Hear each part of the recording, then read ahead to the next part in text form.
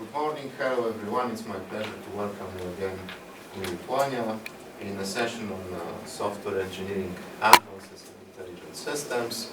I think we have all participants, so the first part of the session will be chaired by Dr. David Połap, and so I ask David to do Welcome everybody on our third session. And I would like to invite our third presenter with the topic Low Complexity Without Quality Assessment. Is here Dr. Young? No. Okay, so maybe we can start with the second presentation. It's Zbigniew Marszałek with the topic Modification Operation of Modified Merge Sort Algorithm. Please. Okay.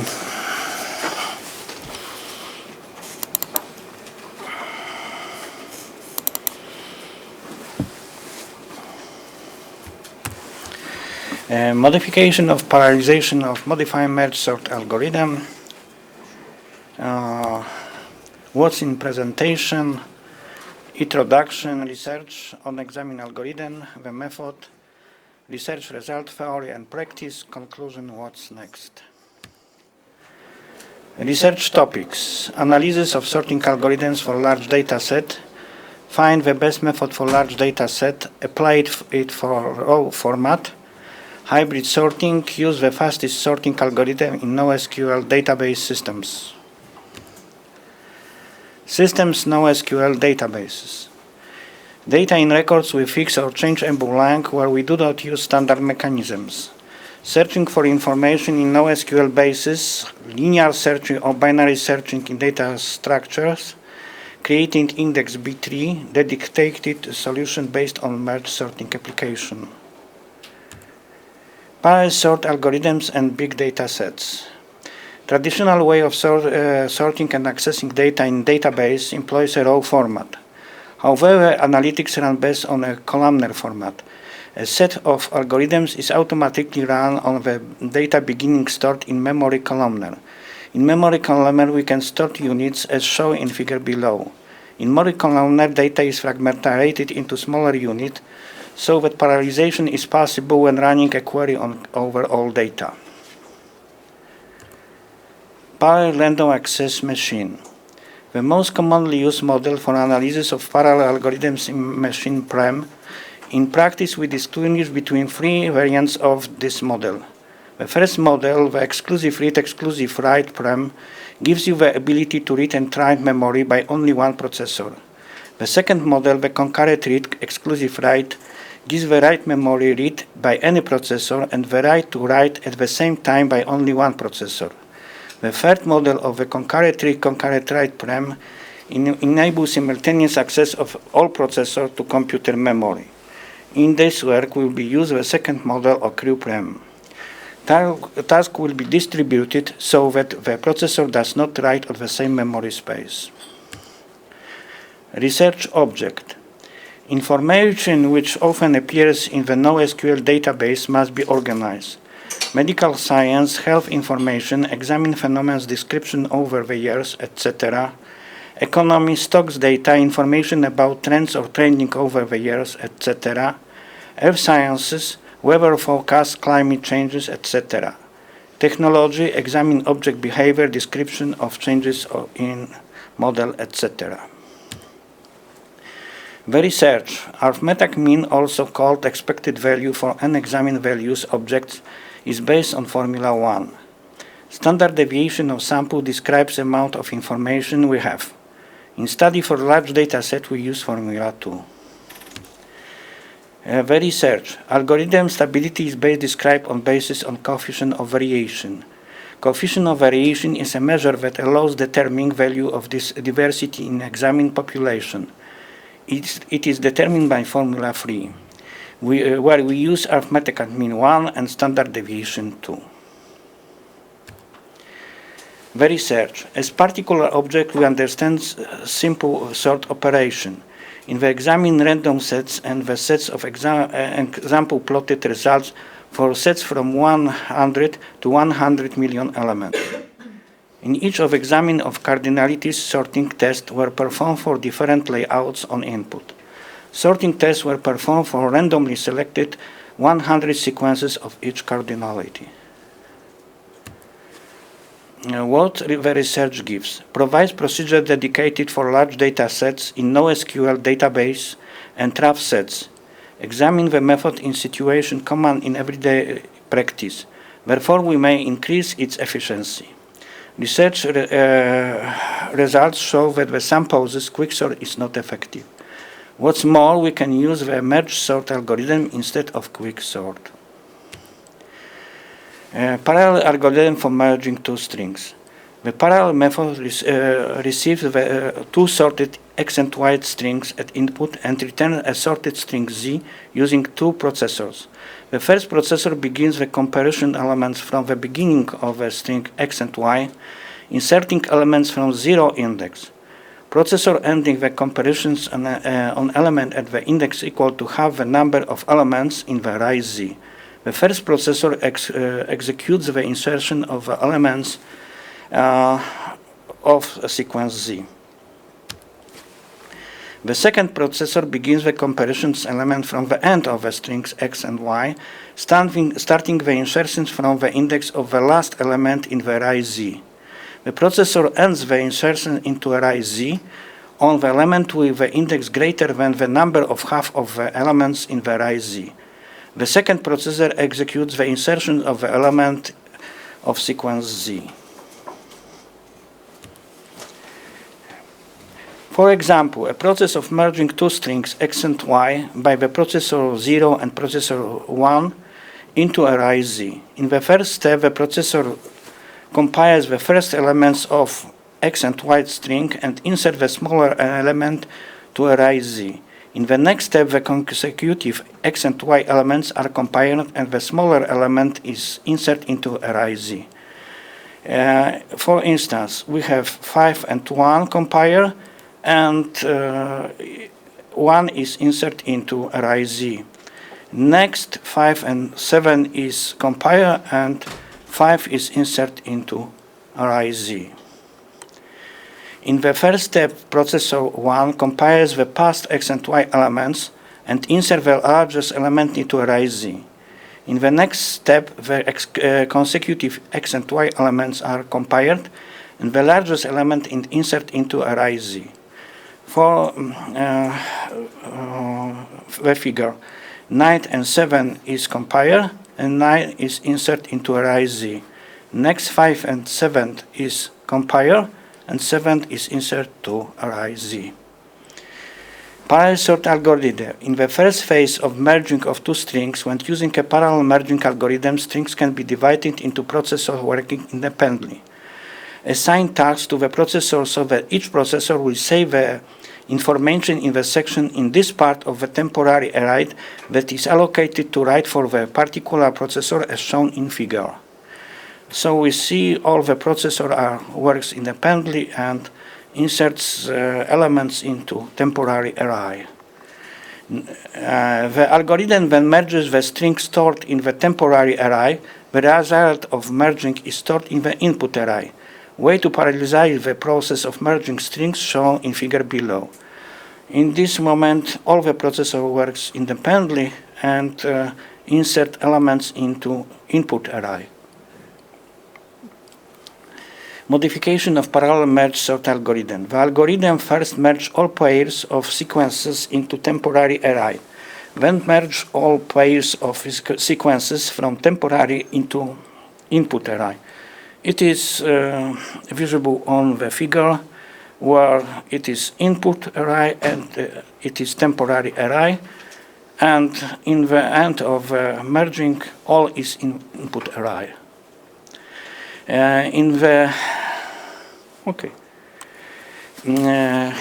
Theorem. Parallel merge sort algorithm using n processor that has complexity time max equal n minus 1/3. In the presentation, we'll skip the proof. The implementation was then examined in research. Algorithm was compiled as C# CLR. Tests were carried out on quad-core AMD Opteron processor 8356 AP. Examine algorithm. In analysis or examining method, we are looking for a solution of a best time complexity and high stability. We describe operation, the characteristics of CPU, central processor in unit clock, cycles and time were measured. CPU clock cycle, CPU clock rate, is calculated as the rate in cycles per second, and which test performs processor performs basic operation like moving values between registers. On its basis, we can examine performance. Execution time is the time when CPU executes procedures. However, it can reflect not only execution of the algorithm, but also some other operation performed in the system. Sorting result. These results are average for 100 sorting samples. The result of sorting parallel merge sort algorithm in MS. It is from 100 to 100 million elements for 1 processor, 2 processor, 4 and 8 processor. This is the same, but these results are TI. We see that it reflects exactly what the processor, the time of the processor. Compare of benchmark. Time is actually linear game. Task enlarged 10 times, dimension time 10 times increase. We'll see that it is in practical the straight line for enough big example. It is the same in TI. Coefficient of variation of modifier MPFSM presented in table below, and it is analysis and comparison of sorting time. Analysis and comparison will describe efficiency of sorting large data set. Let us compare the algorithm assuming the duration of a method using 1 processor and examine if the duration of action is shorter for the method using multiple processors. Efficiency is in percent. We'll see that exactly it is the same what we are see in the theorem. This for TI comparison, the study shows that PMFS operates in shorter time, measuring tasks from 1,000 to 100 million elements.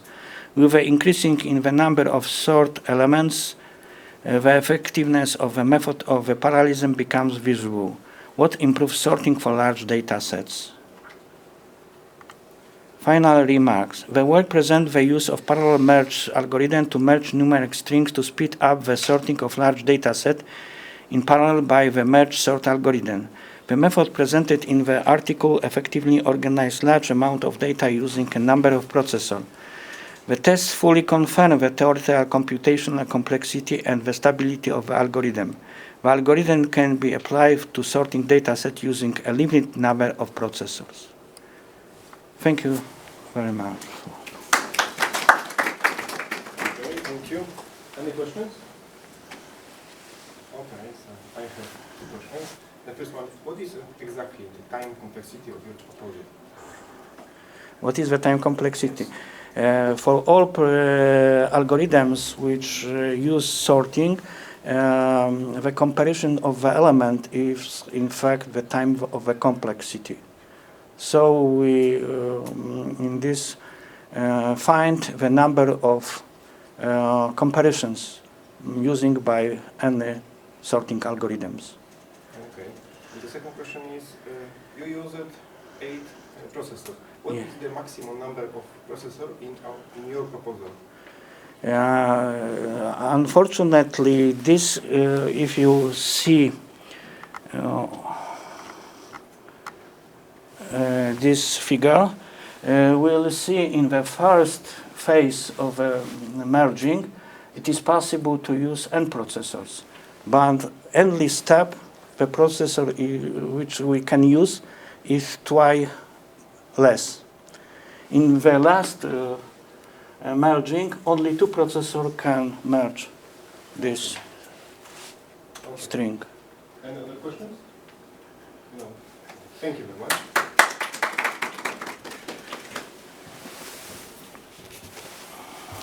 Congratulations. Here's the certificate. Thank you. Okay, so our next presenter is topic missing value absorption based on homogeneous granulation. This is Krzysztof Robiak. Thank you very much for your introduction.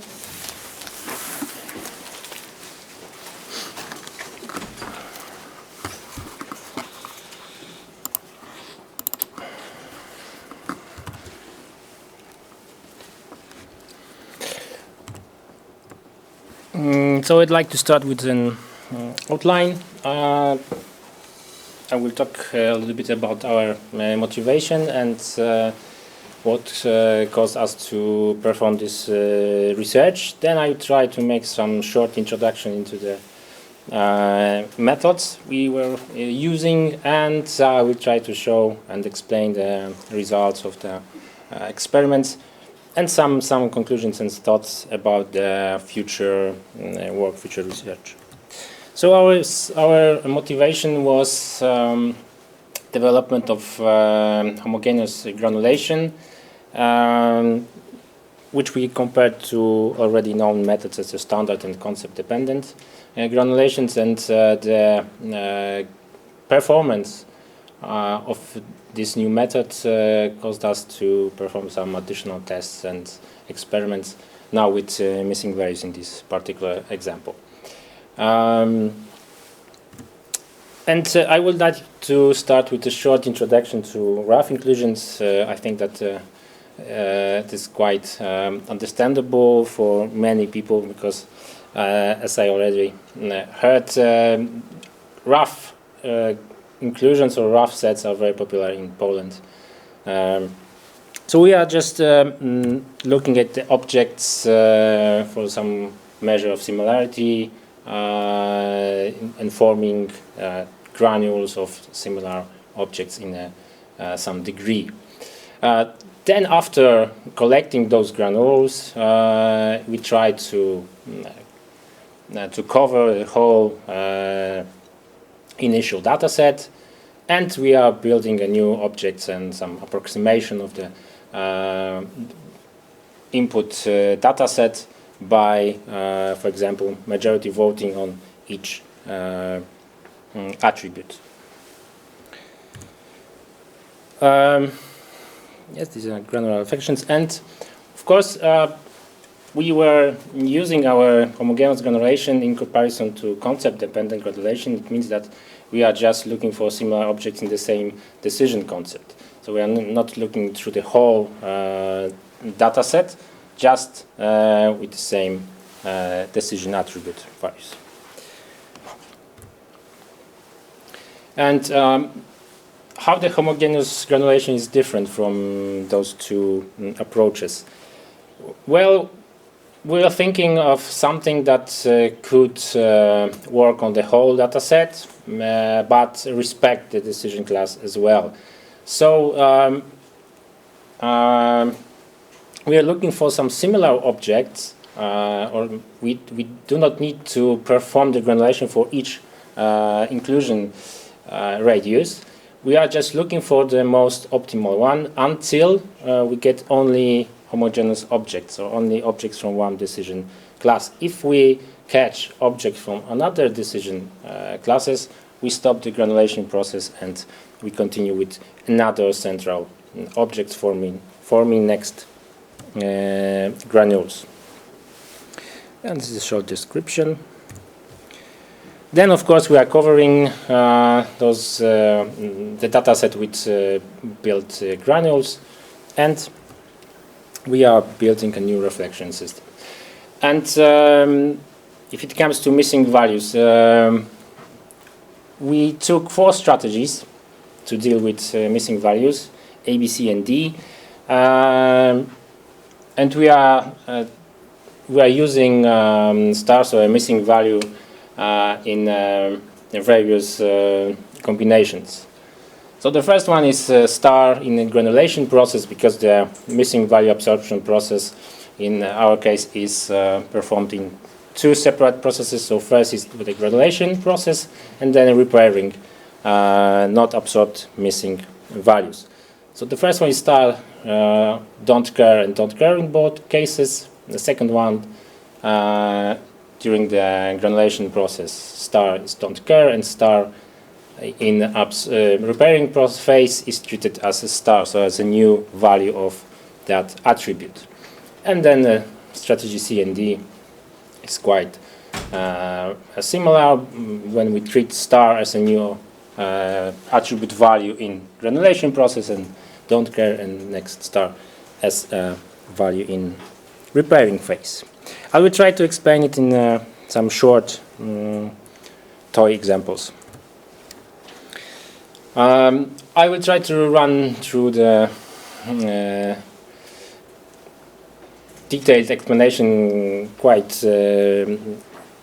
fast, so I will try to explain it on the toy examples. So when we are taking into consideration the case A and B, the stars are treated as don't care, so it could have all possible values. So the granulation process and the rough inclusions cause to build bigger granules. When we treat star as a star, it means that we are extending the dimension of our data set. So we are bringing a new value to the whole possible values in an attribute. That causes the granulation process to build smaller granules. Okay, and we use, as a comparison, we use concept-dependent granulation. So we are building granules using concept-dependent granulation and then performing a majority voting and looking for the most common value in each attribute. So we are counting the cardinality. Okay, and in the repairing phase, it depends on the strategy, but we can repair some stars that survived the granulation process, because some of the missing values are already absorbed by the granulation process by building new decision system, the reflecting system. But some of the stars may survive the granulation process, so we can handle them during the repairing process. Still, in some cases, some of the missing values are in the final data set, and we need to somehow use it in a classification process and methods. Okay, the last case, and a short toy example. So it's strategy B. There is a very small decision system with some missing values placed randomly. And when it comes to granulation process, we treat a star like a don't care. So in this particular case, star is similar to any other values in the column. Of course, we're starting with the smallest radius, so we are just looking for one similar attribute at the position. The central object is the first one, so we're looking similar objects in the same decision concept, so only with decision equals 1, and we are looking for one similar attribute at any position. As we can see, all the objects are in this granule, and we do have such a data, and then after majority voting we can obtain a new object. Of course, this process is not deterministic, because when we perform majority voting on each attribute, if there are some ties, so the cardinality is the same for a few values, we choose it randomly. So when we consider this position, any of these values can be placed in the output object. In strategy B, when we still treat stars in the granulation process as don't care and stars as stars in repairing phase, the situation can be different. Some of the stars, once again in the majority voting, can survive the granulation process and be put into the reflection decision system. And some of them can be repaired or removed in the repairing phase, but still those stars can survive until the final data set is built. And how stars, so the missing values, are treated in homogeneous granulation. It's almost the same, but the granules are formed a little bit different. So we are not looking through the one concept, decision concept. We are looking through the whole universe of objects, and we stop the granulation process when we obtain only objects from the same decision class. Depending on the data sets and the diversity of the data sets, sometimes it is better to start with the lowest radius, so the rough inclusion, on the highest rate of the rough inclusion. But there is no single rule for that. And this is another case when we treat stars as stars in the granulation process. So we are looking for objects with the same decisions as well, and we stop when we obtain only objects from the one decision concept. And a small toy example. Once again, we are looking for objects that have only one similar attribute. So in the first step, when we start with the radius 1/4, we obtain all the objects in our granule. So there is no homogeneity in this example. So we must perform next calculations.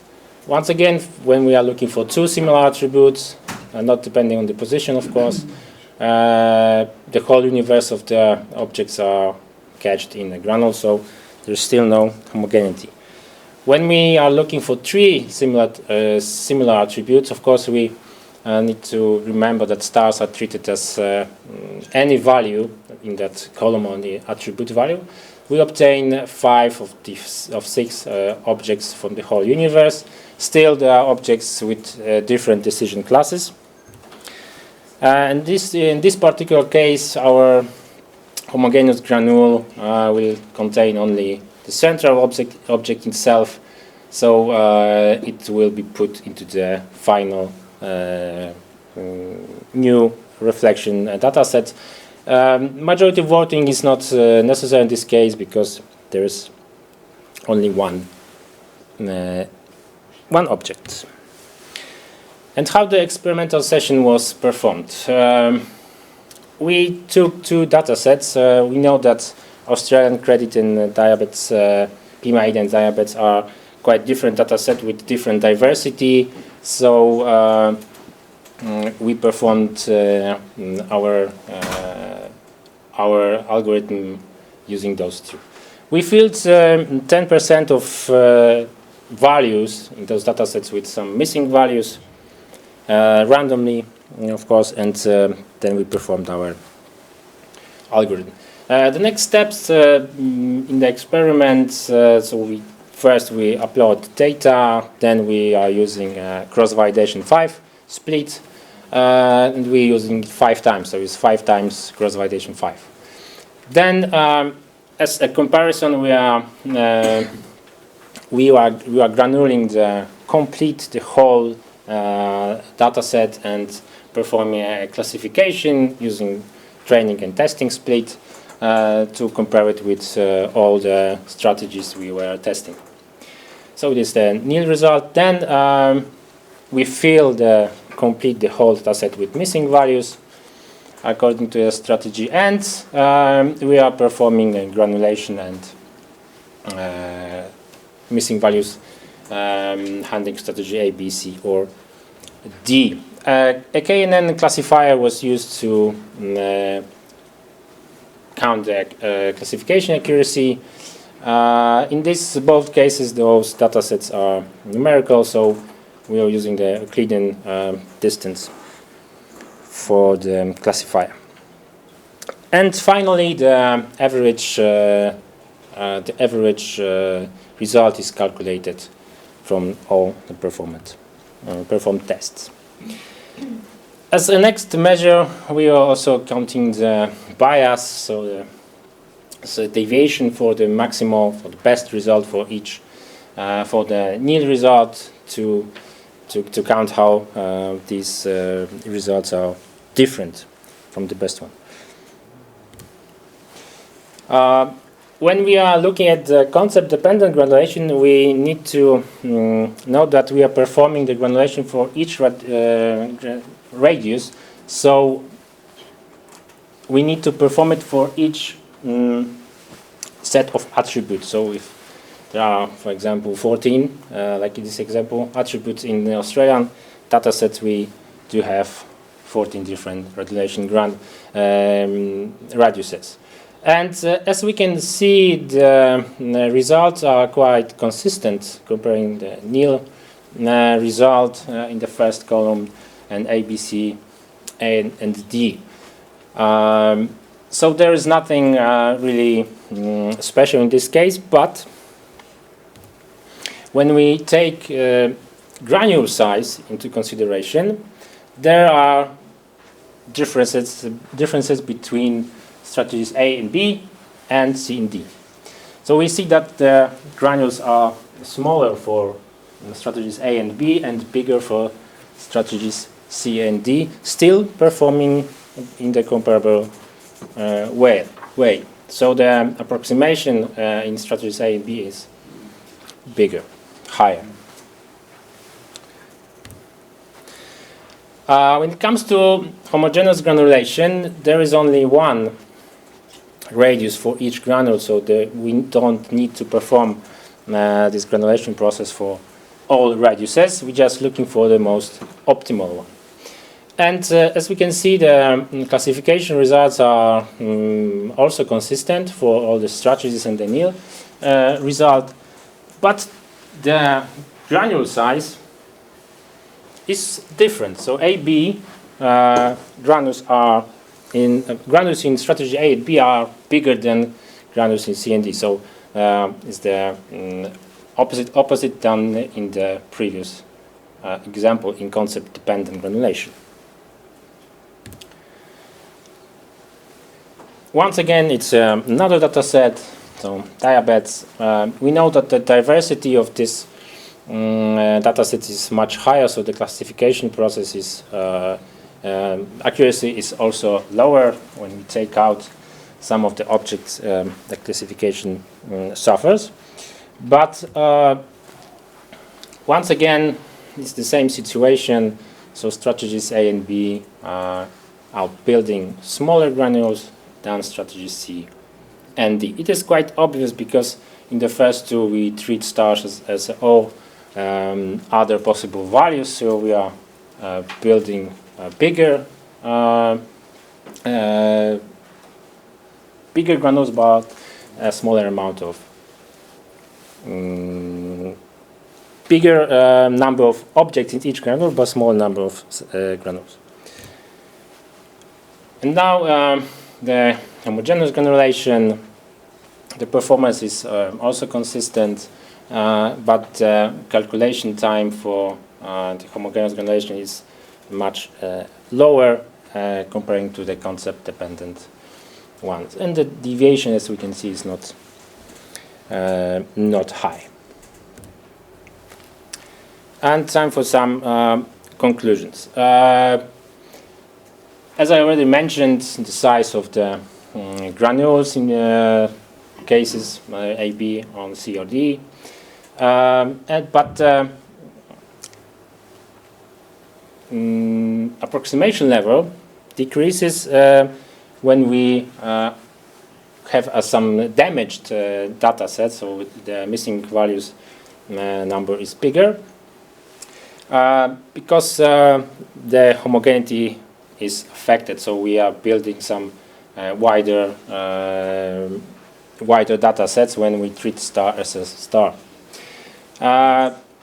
But the final performance of homogeneous granulation as a missing values absorption technique is quite effective, comparable to the previous tested techniques. And we can see that the yield result is sometimes slightly better than the classification process on missing values, but it is quite understandable. Our future work, we will try to work, or we plan to work on some other classifiers. We already built an ensemble classifier using homogeneous granulation with some good results, but it needs more research. And we are thinking of using granulation techniques in deep learning. Actually, we already did some preliminary tests to try to build some, or to train neural networks using approximated data sets approximated by granulation technique. Thank you very much. Thank you very much. Any questions? Yes, please. There is another technique called closest fit. It has two versions, global closest fit and concept closest fit. It also belongs to a general area of imputation. What you presented was a technique of imputation. It would be nice to compare the error rate for both techniques. Obviously, experiments on only two data sets are not representative. You should expand it to many additional data sets. It would be also nice to compare it with more typical approaches to missing attribute values as K and M. For example, the most common value for symbolic attributes or average for numerical attributes based on probability theorem. There's plenty of typical approaches of imputation for missing attribute value. Thank you very much for your comment.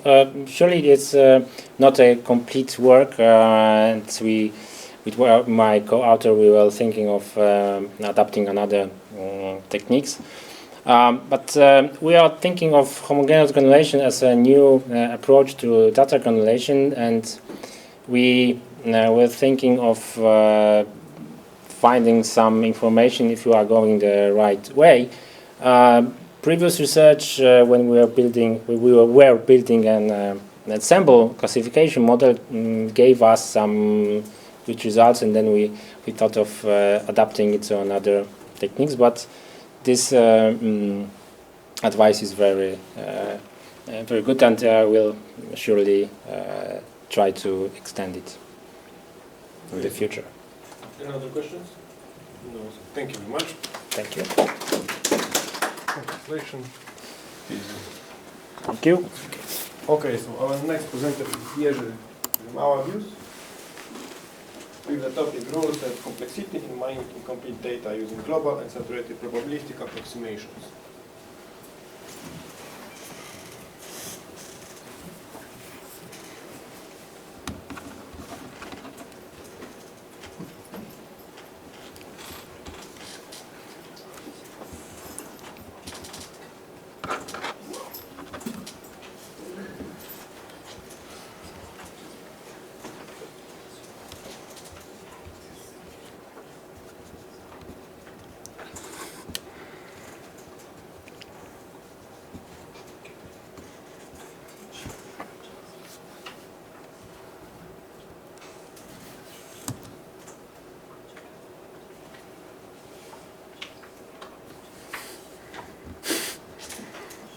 I need some technical help. To jest na pulpicie? Już działa tutaj? Tak, to jest na pulpicie, panie profesorze? Coś to tutaj.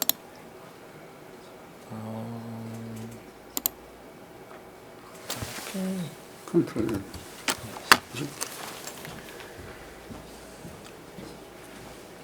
So I would like to talk also about missing attribute values, except that this approach is quite different. We are not using imputation. Instead of, we want to change a little bit process of rule induction, taking into account that some attribute values are missing. So,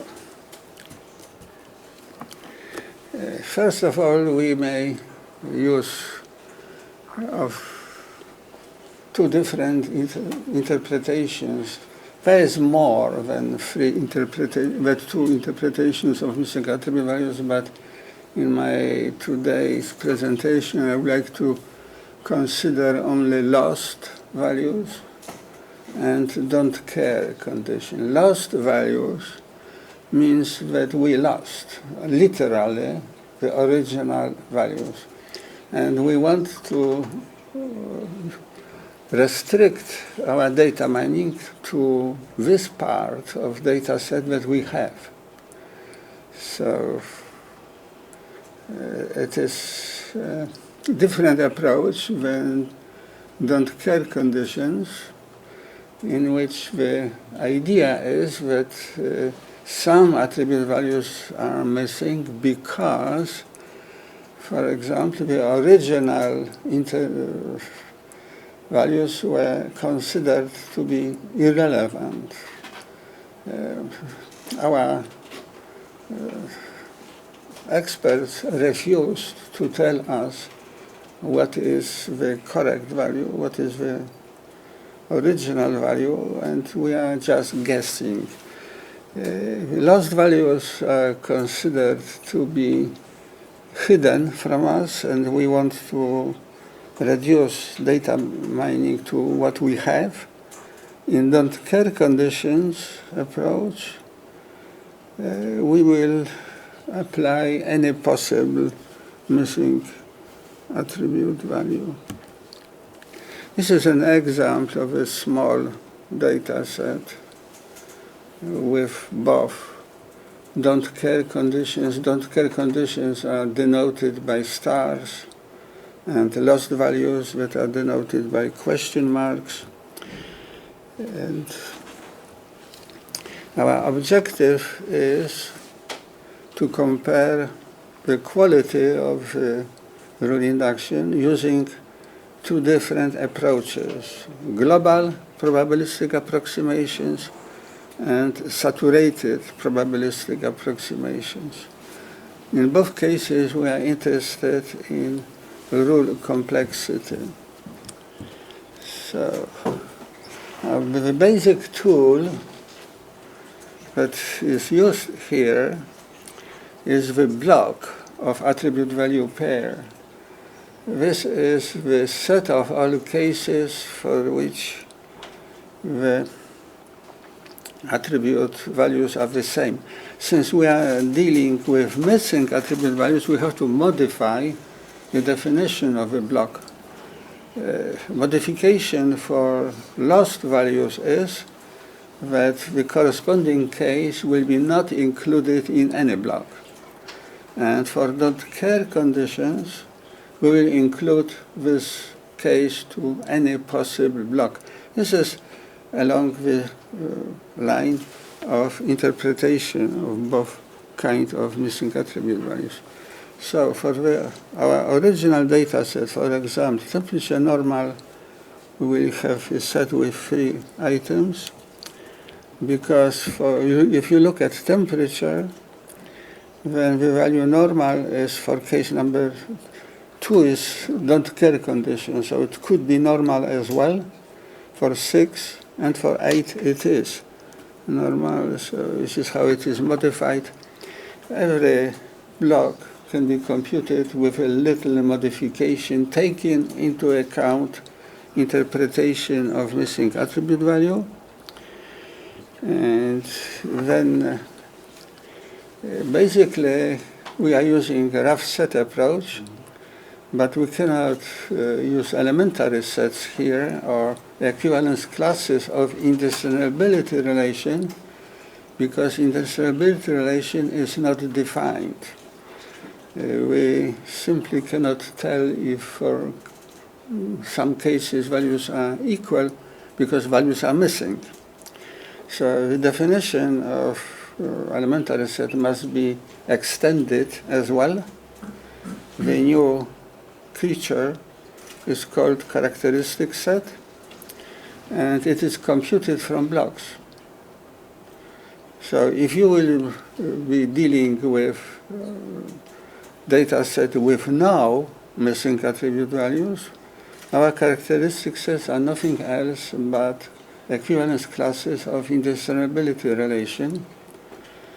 But we, of course, assuming that we are dealing with missing attribute values, so this definition must be extended. For our small data set, you have we have all characteristic set listed here. It is pretty obvious that our relation is not an equivalence relation, because characteristic sets are not disjoint. The only property that it is kept is reflexivity. Relation is not transitive, is not symmetric. It is generalization of ordinary indiscernibility relation.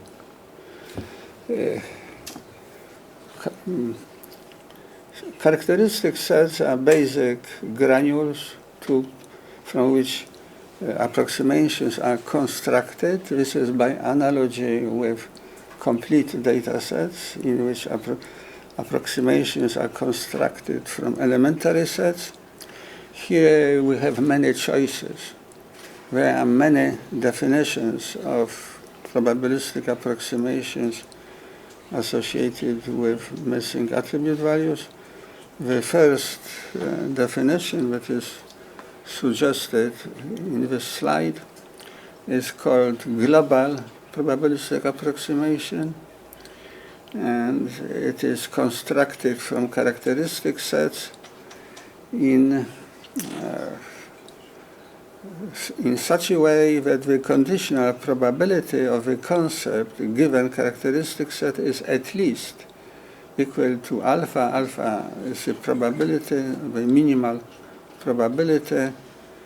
So it is pretty obvious that this calls for a very huge computation time, because we are searching through all possible subsets of the universe. So there must be better way of doing business, and it is based on MLEM2 algorithm. It is a special case of global probabilistic approximation, which is computed in the same way as rule set. So it is the probabilistic approximation is computed as a side effect of data mining. And the criteria for selection of characteristic sets are typical criteria of MLEM2 algorithm. So first, we are looking for the most relevant characteristic set, relevant with the concept. It means the cardinality of the intersection of the concept and characteristic set is as large as possible. And then if you have a tie, then we are selecting characteristic sets with the smallest cardinality of a characteristic set, which is interpreted also as the largest conditional probability. And if there is still a tie, then we will select the first item heuristically. This is main idea of a global probabilistic algorithm. I don't think I have time to explain it in detail. For our small data set, all global probabilistic approximations are listed here. Usually people are afraid that if we are dealing with probabilistic approximations, there will be too many possible candidates, because probability is any number between 0 and 1. But it is not so. The number of distinct probabilistic approximations is quite restricted. As you see here, they are absolutely all of them, and there's not so many probabilistic approximations. From the viewpoint of ordinary approximations, if this subscript is 1, it means that this is lower approximation. The smallest subscript, the smallest number corresponding to the subscript, is the upper approximation. So we are listing both lower and upper approximations, and in the we have an entire spectrum of probabilistic approximation in between the lower and upper approximation. The saturated probabilistic approximation is a different idea. Some probabilistic approximations are simply, the interpretation is that some probabilistic approximations are too large. They contain not only concepts but additional cases, and we would like to avoid it. We would like to optimize probabilistic approximation by elimination of redundant cases. And the probabilistic approximation that already contains concept is called saturated. This is the interpretation of it. Again, there is an algorithm that corresponds to computing all saturated probabilistic approximations. For our small data set from which we started, you can see all distinct saturated probabilistic approximations. You have an example that saturated probabilistic approximations are in general smaller than global probabilistic approximations, so they are promising. And the question is, which one is better? So we did it experimentally. We used data sets with 35% of missing attribute values for both lost values and don't care conditions. And then here you see results first for the total number of rules. By the way, we conducted some experiments comparing error rate in different papers, and the results were confusing. There is no best approach when it comes to the minimal error rate. So this is our secondary criterion, complexity of rule sets. The total number of rules that are listed here for the first data set for bankruptcy by the same token, you can compare it for breast cancer. We are using both lost values and don't care conditions, so there are 4 approaches altogether.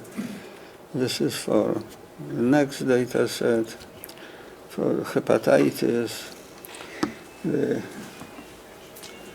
for image segmentation.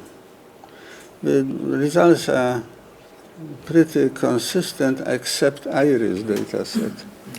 For IRIS data set is a troublemaker. It is not as regular as other data sets, as lymphography or wine recognition. We also computed the total number of conditions. It is a little bit different way of dealing with missing attribute values. And here, results are quite similar.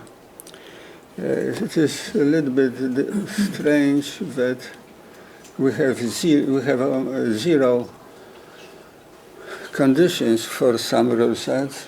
It is, the explanation is quite simple. If you are too demanding for probability, if you are close to probability equal to 1, then your approximation is empty set. You cannot demand too much. And if your concept is the empty set, then you cannot induce any rules. So it is pretty obvious. And similar results are for remaining data sets. Iris, again, is a troublemaker. So we can go to conclusions. We used 4 approaches for mining incomplete data sets because we combined 2 interpretations of missing attribute values with 2 types of probabilistic approximations. And the only sensible conclusion is that rule sets are much simpler, except the iris, when you use don't care conditions as comparing with lost values. And the difference between both probabilistic approximations is not significant. Let me remind you that those conclusions are taken from viewpoint of rule complexity. When it comes to accuracy or error rate, the results are very confusing. Basically, there is no conclusion, no sensible conclusion at all. It is always depends on specific data set. And that's all. Thank you. Any questions? No. So I have one question. Why iris data set is so troublemaking?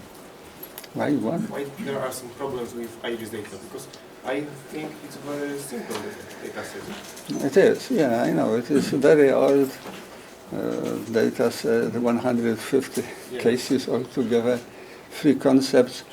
Frankly speaking, I don't know. Okay. Now, this is a troublemaker. Simply, we conducted honestly experiments. Those are results. As usually in data mining, you may interpret results of experiments, but you have very hard problem of interpreting what happened with the data set. Data set is a mystery.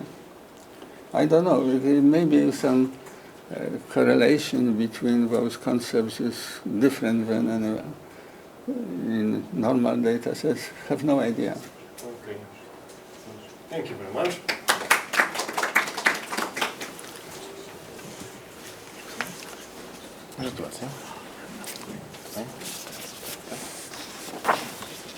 Okay, so our next presenter is Alexander Stan with the presentation New Attempt in Solving Image Recognition Task.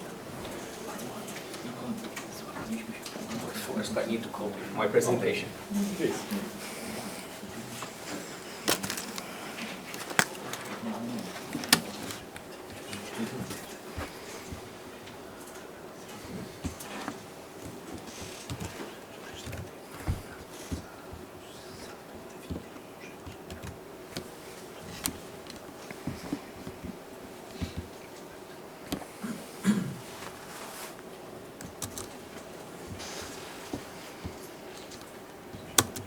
No.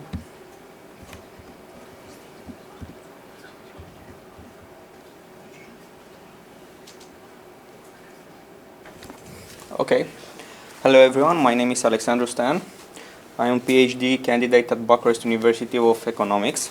I'm also a senior developer at one of the largest banks in Romania, which is Raiffeisen Bank. So the idea that stands behind this article, this presentation, comes from bank workflow payment with non-digital instruments like payment orders. So right now, in order to authorize the company payment with non-digital, the client's signature must be recognized. So the step of the workflow payment process are: firstly, the payment order is scanned, then the client signature is the client signature from the payment order is compared with the client signature from the system, and if there is everything okay, then the payment order is processed. Now this task is a manual one, so it requires a lot of manual and human tasks. So in this presentation, we'll talk a little bit about image registration and what is image registration. We'll talk about spatial image transformation. We took into consideration only the rigid transformation. We talk about evolution strategies because we are using them. We see the proposed methodologies for image registration and our experimental results. So, what is image registration? Image registration represents a fundamental task in image registration, image processing, and pattern recognition. It represents, starting from 2 or more pictures, the main idea is to align them to see if it's the same picture or not. The registration process involves geometrical transformation or local displacement. Those are the variation and are typically obtained at the acquired image. We have some classes of registration technique, and one of them is optimization-based class. Here we have the direct methods of optimization, but also we can have the meta-heuristic. Also you have the classic ones like landmark-based registration, multi-resolution, and pre-simple X transformation. We also implement the pre-simple X transformation only to compare the results. So, one of the variation in the image is the rigid transformation one. So, it's described in terms of translation, rotation, and scale changes. Here we have the formula for rigid transformation. AB stands for translation, S for scale changes, and theta for rotation. So, rigid transformation have a main property. So the objects in image hold their relative shape and dimensions.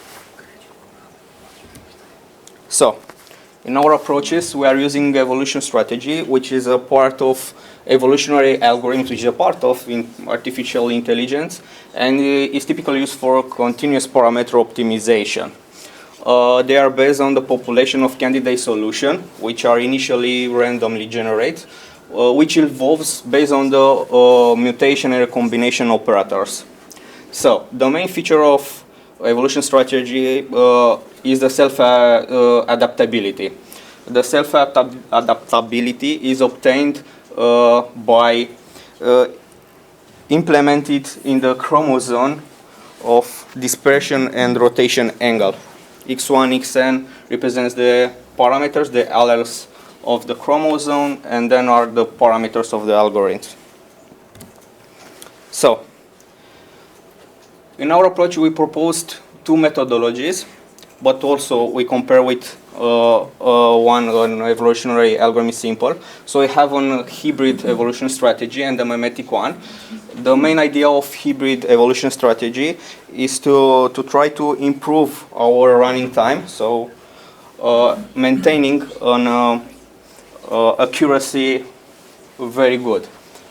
So in the mimetic one, we try to improve our accuracy, maintaining a reasonable complexity algorithm. So the main issue is that the digital signature to be recognized is usually different from the stored one from geometrical point of view. In our case, we have the stored and observed image.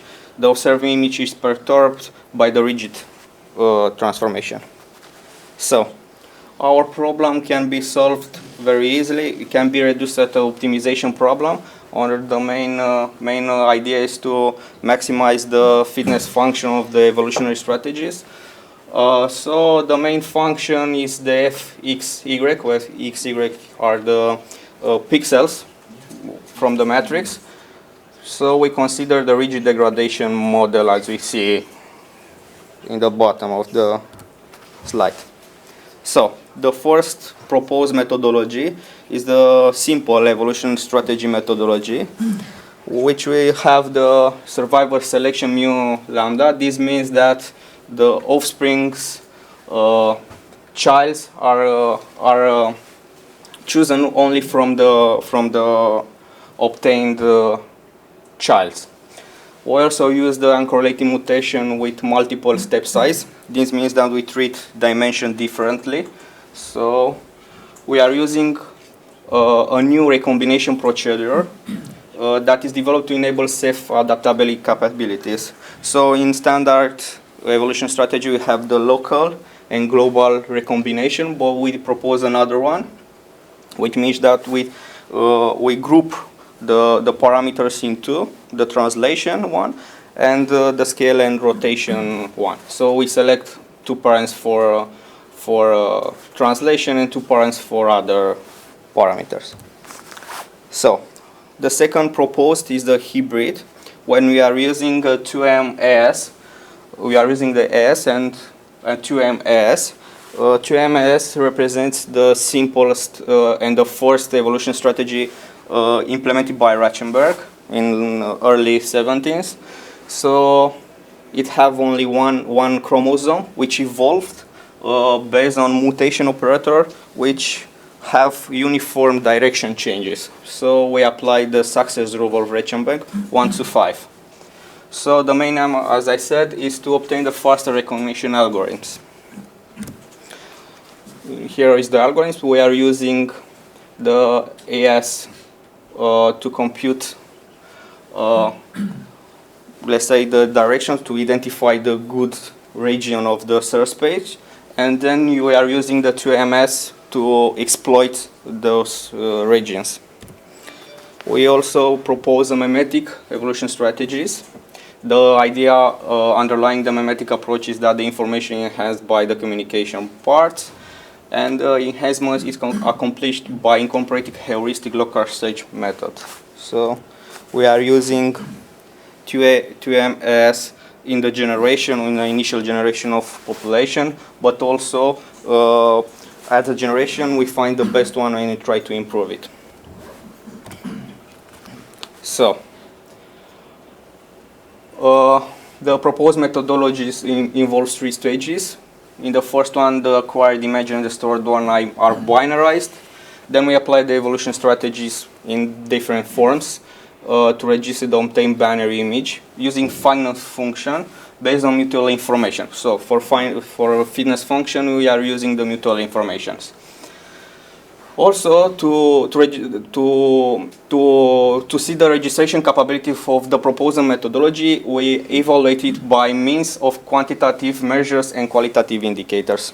Also, the mutual information is a qualitative one. But we are using the success rate, which represents number of algorithm execution and number of success run. But also we are using signal to noise ratio, which is a quantitative one.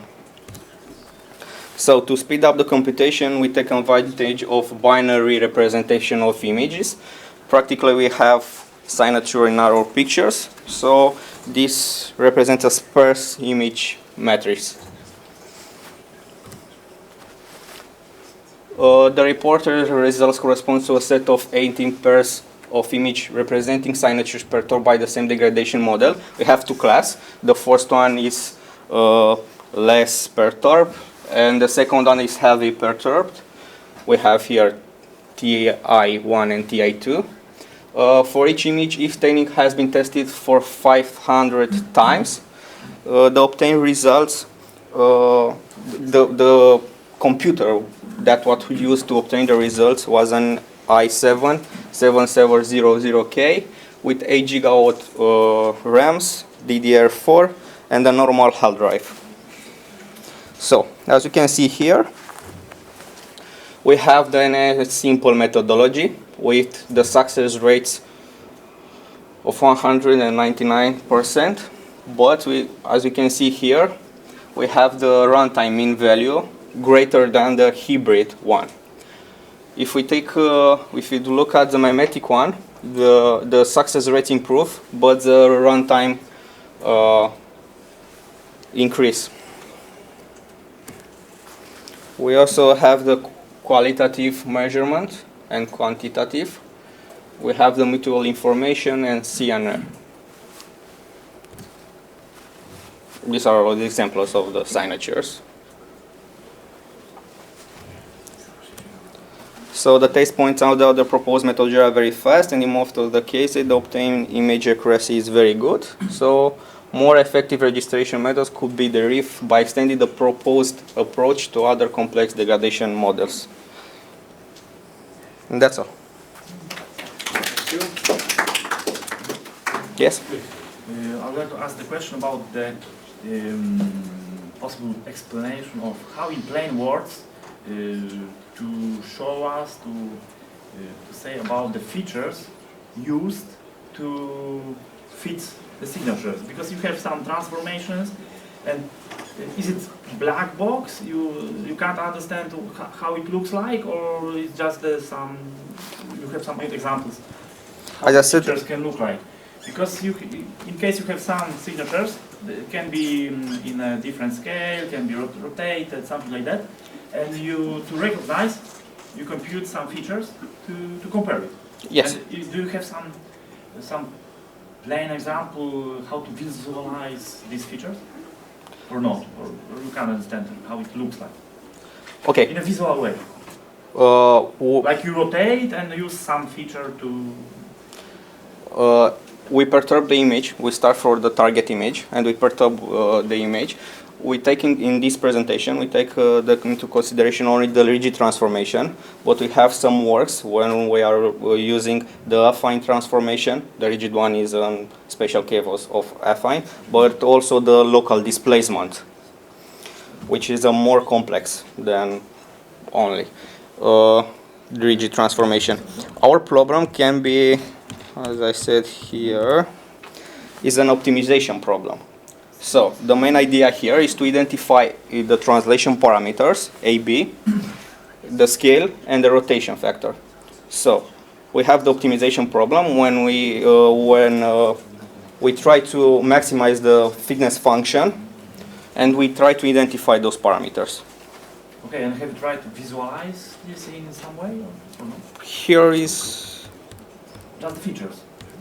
the obtained results. We have 80 pairs of images and randomly perturbed. Okay. And second question, I'm not sure if it's the case. There is a problem of overlearning in some way, or the overlearning in this case is good, because for instance, you're learning some pair of pictures, or 3 pictures, 4 pictures, you can overlearn because you just learn to detect this special signature, or there is a problem when somebody once again sign in a little bit different way, and appear the problem of overlearning, that this signature is a little bit different. We are not using from your database, can't be recognized, for instance. We are not using neural networks, so every time the algorithm computes and try to identify. The idea is that clients, when the first time clients comes to bank, it give us the signature. So this was the stored one, and then every time he comes and sign up order payment, we scan it, we digitalize it, and we try to identify the client signature. Okay, it's clear, but the evaluation is from the set of known signatures, or you evaluate it like with the stored one. Outside? With the stored one. Every time the obtained image from the process order with the stored one. Every time the stored. Okay, it would be interesting to see some experiments when you have the stored set of images, and use just outside signatures. It's a good idea. Maybe in some conditions the person like are stressed or drink more coffee, and the signature can look a little bit different. Yes, and maybe results can be different. It's a good idea.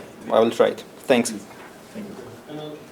So what is the reason of not using neural networks? Because let's say convolutional neural networks, they deal with the different distortions and rotations as well.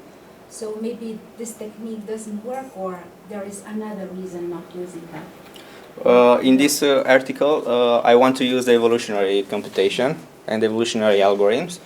I also have a Firefly algorithm, a bee algorithm.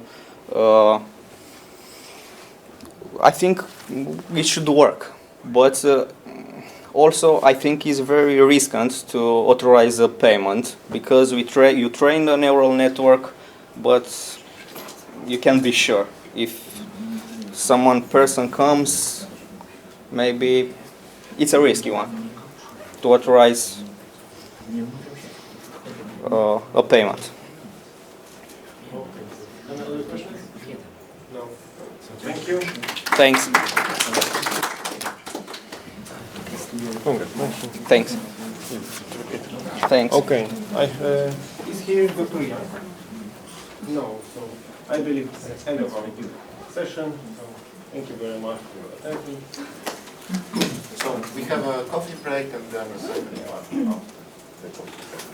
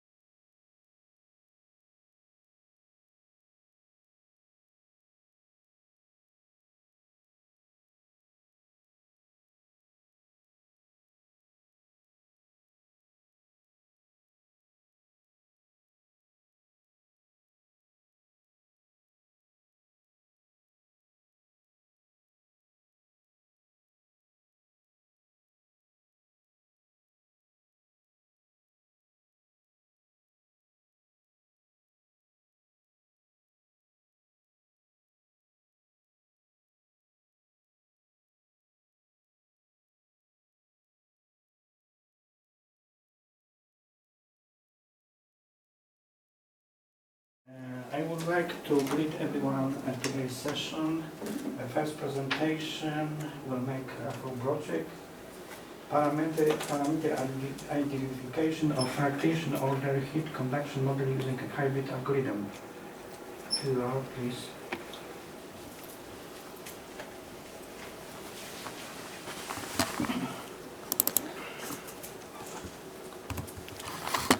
So, good morning. Let me introduce myself. My name is Rafał Broczek.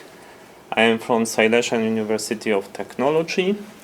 I collaborate with Professor Damian Słota, also from the Silesian University of Technology, and with Professor Giacomo Capizzi and Grazia Losciutto from University of Catania.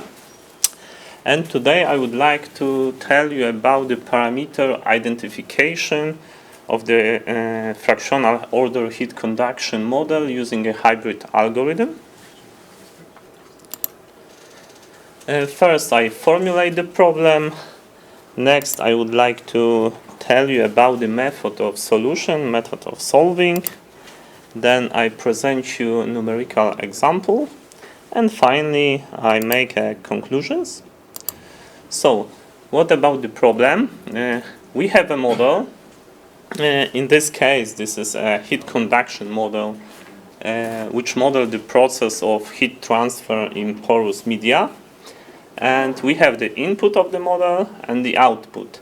Input, it could be material, description of the material like density, like heat conductivity and initial boundary condition, and the output is the temperature. So we have the model, we have the input, output, but we don't know some information about the input. But we have the measurements of the temperature in the output of the model. And our goal is to find these missing parameters from the input. So now I briefly say something about the model. It's a mathematical model of heat conduction. In this case, it's a fractional heat conduction model.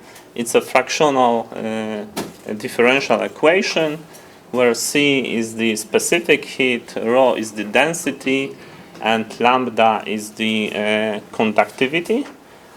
Also, we see on the right side of this equation the beta parameter is the order of the derivative. It's something unusual.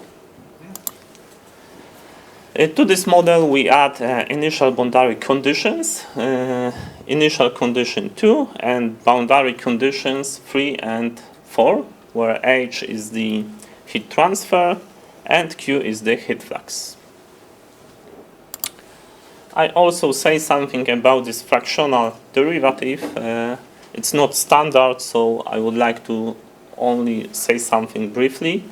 In this case, in this model, we used a Riemann-Liouville fractional derivative, which is defined by Formula 5.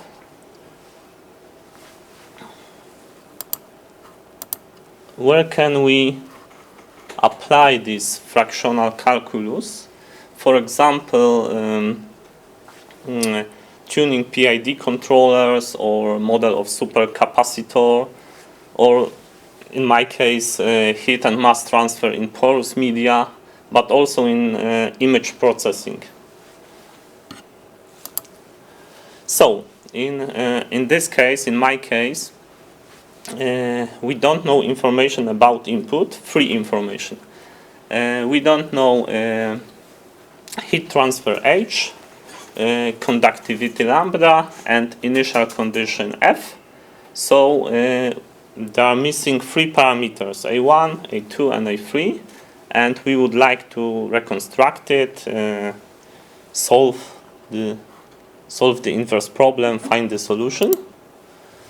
But we have information about the output of the model. We have measurements of the temperature in selected point of area, and we denoted it by UJ dashed. It's measurements of the temperature. XP is the location of the thermocouple, and we have capital N measurements from this point. And what we do, we compute temperature from the model for fixed value of missing parameters from the solution space, and then compare it with the measurements, with this uj dashed. By comparing it, we built a objective function, which is not analytical function. So to find solution, we must minimize this function, and we do not use classical analytical methods, because this is not an analytical function.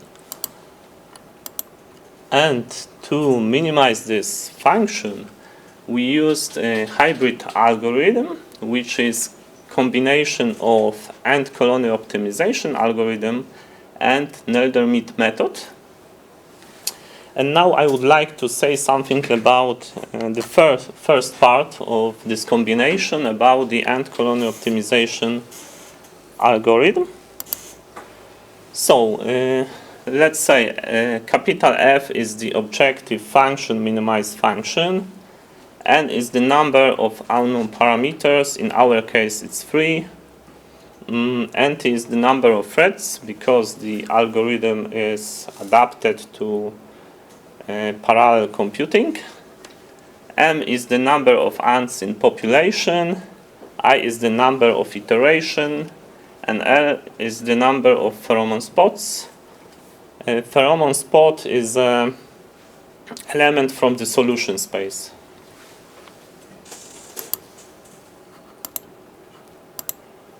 So at start, we must set the parameters, of course. Then we generate L pheromone spots, L solutions, L elements from the solution space by random way, and we assign them to the solution set T0.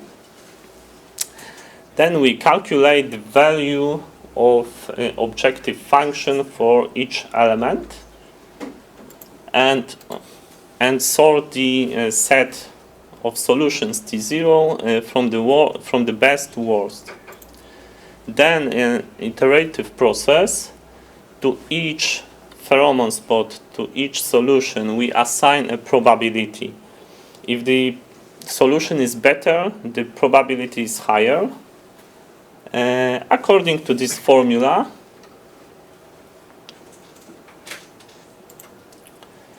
then each ant from the M ants choose a one solution, one pheromone spots with probability PL.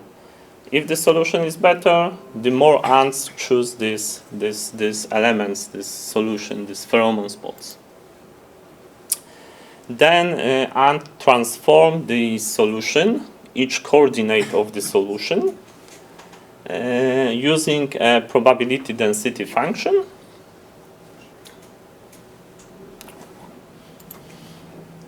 And we repeat this process m times, because we have m ants, and we obtain m new solutions.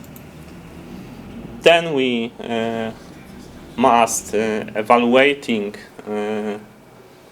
the value of function f, the value of minimized function for each new solution.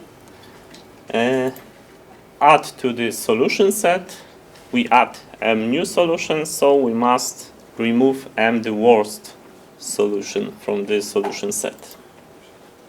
And we repeat this process I times, where I is the number of iterations.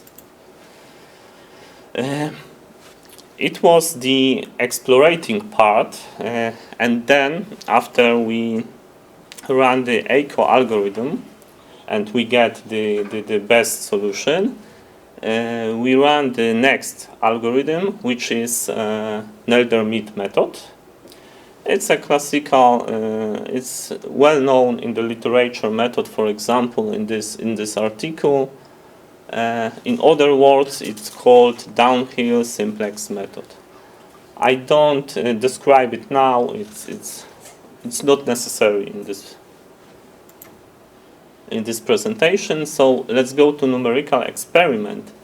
We set the following data in our model, and as I said before, we don't know 3 parameters from the input. We don't know age, which is heat transfer, we don't know conductivity, and we don't know initial condition. This is only a numerical experiment, so the exact value of these parameters is A1 was equal to 170, A2 184, and A3 approximately 573.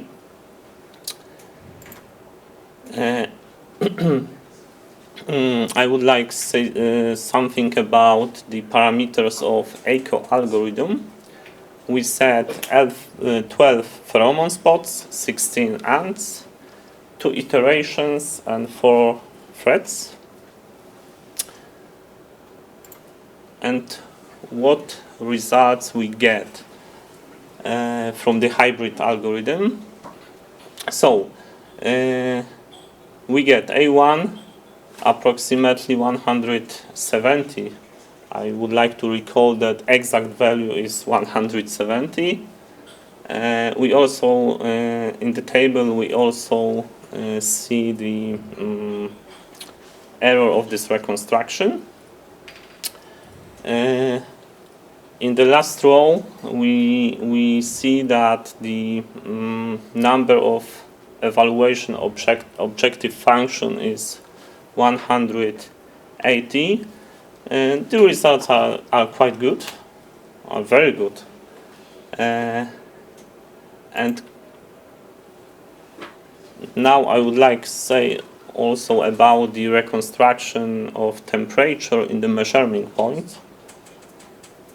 But what is important, comparison this algorithm, maybe later, maybe one more slide. In this feature, we see the black line is the measurements of the temperature, and red points is the reconstructed temperature from the model. So these red points fit very well to this black line. And then I would like to compare hybrid algorithm to only ECO algorithm without this Nelder-Mead method and without this combination. When we used only ECO algorithm, we also obtained good results, but we have almost 900 evaluations of objective function, and this is important because this algorithm is time consuming, so it's important to minimize the number of evaluation objective function. So in the end, results obtained from the hybrid algorithm are good. Errors are minimal. In comparison to only ECO algorithm, it's better to use this combination because we minimize time of execution algorithm.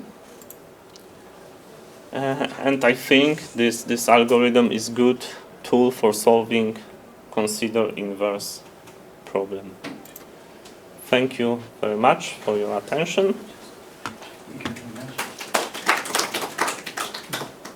If anyone would like to ask a question, yes, please. Why did you choose 4 threads if time was of the question? Why not use I don't know, 1,000 threads on a GPU? We just we compare different number of threads, but in this experiment just say 4 threads and okay. It's in my previous works I have the comparison of different number of threads, but this is not the main goal of this presentation. I only want to compare hybrid algorithm with the only ECO algorithm. One quick question. What is the stability? Because you showed it could be adapted to PID controllers. So is it really stable? There is no chaos curve at the end of the output? Because this is a probabilistic algorithm, I executed it 10 times, and almost in every execution I have the similar result, so it was stable. If anyone would like to ask more question? No. Yes, one question. Nowadays it's very popular to try so-called surrogate models as an approach. So once you have a collection of potential solutions, you build a model which costs you nothing because it doesn't involve computing the expensive function, and then you estimate the point for which you expect the biggest improvement in your thing. So, I'm lucky because I'm in a group of Thomas Beck who is doing just this. I'm in optimization, and you have an experience with this. No, I haven't experienced with this. By I would like to maybe after the session talk with you. If anyone would like to ask more question? No? I have a question. What is the time complexity of your algorithm? And if numerical experiments confirm theoretical What about? I don't tell you exactly about the complexity, but I can tell you about the time of the execution of this algorithm. For example, for 4 threads, this algorithm execute in about 5 minutes. But if we used only AQ algorithm, it was about 20-23 minutes on standard PC machine. Yes, okay. Thank you very much.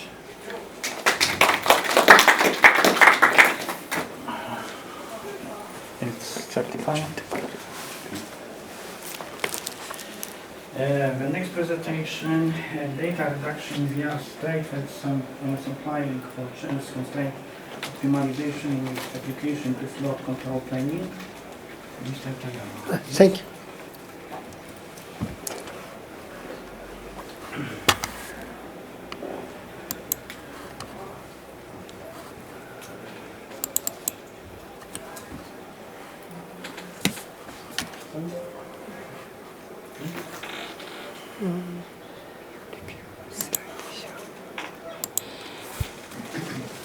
My name is Kiyoharu Tagawa from Kinda University, Japan.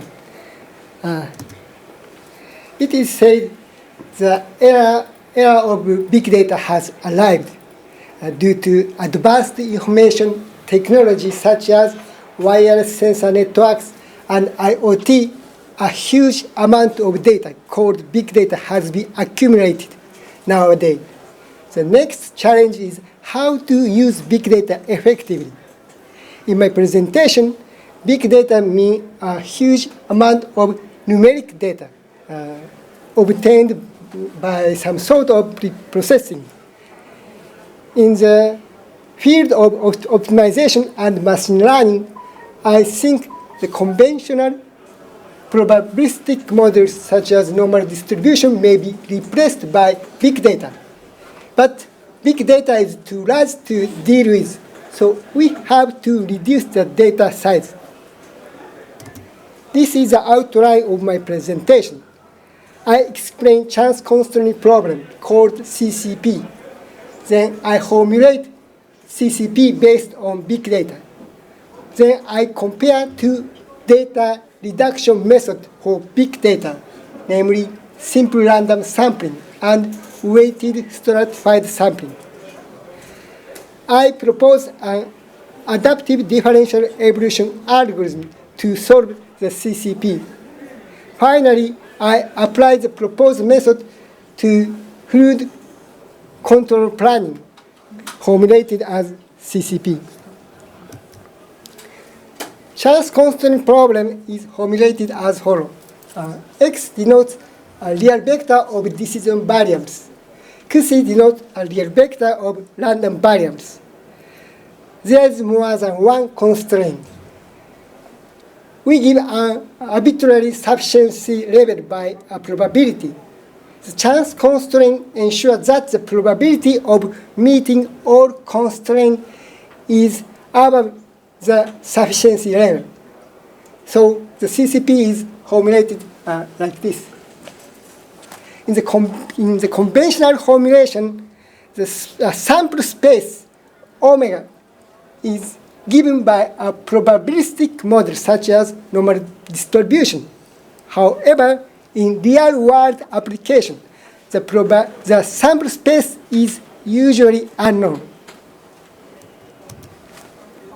As I said, the sample space of CCP is unknown. However, we suppose that we have big data over many samples extracted from the sample space. So by using the big data, we can calculate the empirical probability like this. Due to the law of large data, we can expect that the empirical probability is almost same as the true probability. Therefore, the CCP can be formulated like this by using big data. However, it is difficult to solve the CCP directly because the because the function value are usually evaluated through a time-consuming computer simulation. So the evaluation of each function value takes a long time. Besides, the size of big data is too large. So we can solve this problem directly. We compare two data reduction methods. The simple random sampling is a popular method. Weighted stratified sampling is proposed method. First of all, simple random sampling select some samples randomly from the sample space. The sample size n is far smaller than the big data size. Then, by using the random samples, the empirical probability can be calculated like this. However, as a drawback of simple random sampling, most samples in big data are unused.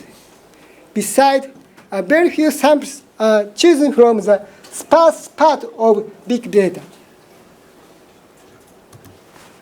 This is a procedure of the proposed weighted stratified sampling.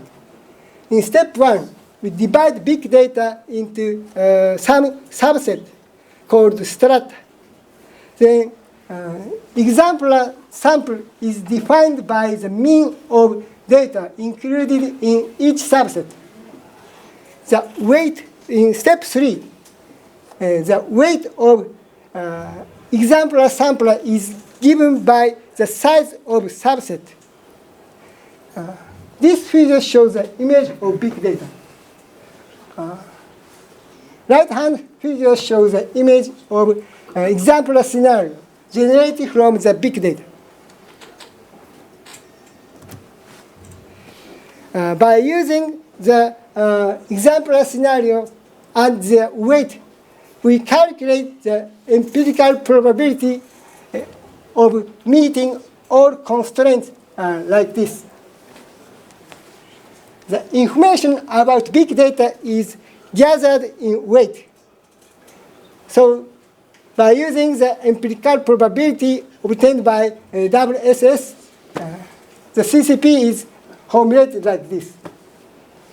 Beta is a collection level, and it is used to compensate the estimation error. The CCP is solved by a new adaptive differential evolution algorithm. Adaptive differential evolution algorithm is used to solve the CCP. First, constant violation is defined like this. The procedure of ADE is described as follows. in step 1, generate a new solution from generate new solution Z from current solution X.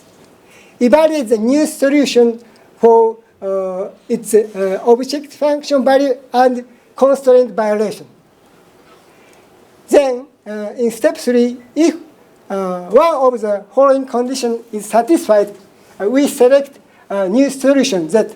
Otherwise, we select current solution X. We repeat the 3 steps. We repeat 3 steps until termination condition is satisfied. In order to improve the efficiency of adaptive differential evolution, we propose a new technique, namely pruning method. This is a procedure of ADE with proposed pruning method. In step 1, generate new solution Z from current solution X. In step 2, evaluate new solution only for the objective function value. In step 3, select current solution if the following condition is satisfied.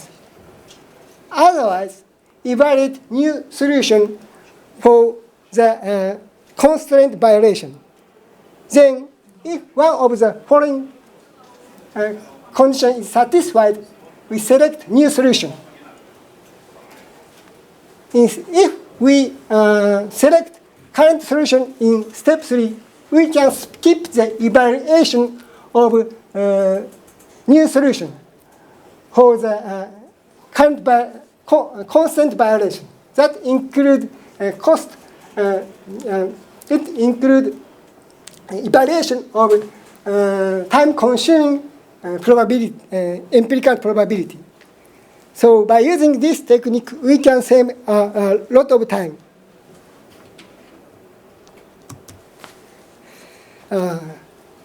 We applied the proposed method to fluid control planning. This figure shows a topological river model. The arrow denotes the direction of where the water flows. The river formed by the confluence of 2 rivers. Delta denote triangle denote forest. There are 2 forests in the model, and it rain in forest. The cup denote reservoir. There are 2 reservoirs. The area of forest are decision variable. Capacity of reservoir are also decision variable. The rainfalls are random variables. In the fluid control planning, we have to prevent turn from a river float while minimizing cost. Turn exists as a lower part of a river. So the fluid control planning can be formulated as a chance constant problem like this. We suppose that big data of rainfalls in 2 forests are given by big data. The rainfall in 2 forests are given by big data. But for convenience, we generate the big data by using a 2-dimensional normal distribution. By using proposed weighted stratified sampling, the empirical exemplar samples are generated from the big data, like this. On the other hand, by using conventional simple random sampling, random samples are chosen from the big data, like this. As you can see in this figure, exemplar samples are splendidly wider than conventional random samples. Besides, SRS cannot take any sample from the tail part of big data. The result is average. This figure shows the estimation error. Horizontal line denotes the sample size. Vertical line is estimation error. The estimation error is defined by the gap between the probability estimated by the method, by a method, and the probability evaluated by big data. As you can see in this figure, proposed weighted stratified sampling is better than conventional SRS. The result is averaged over 100 run.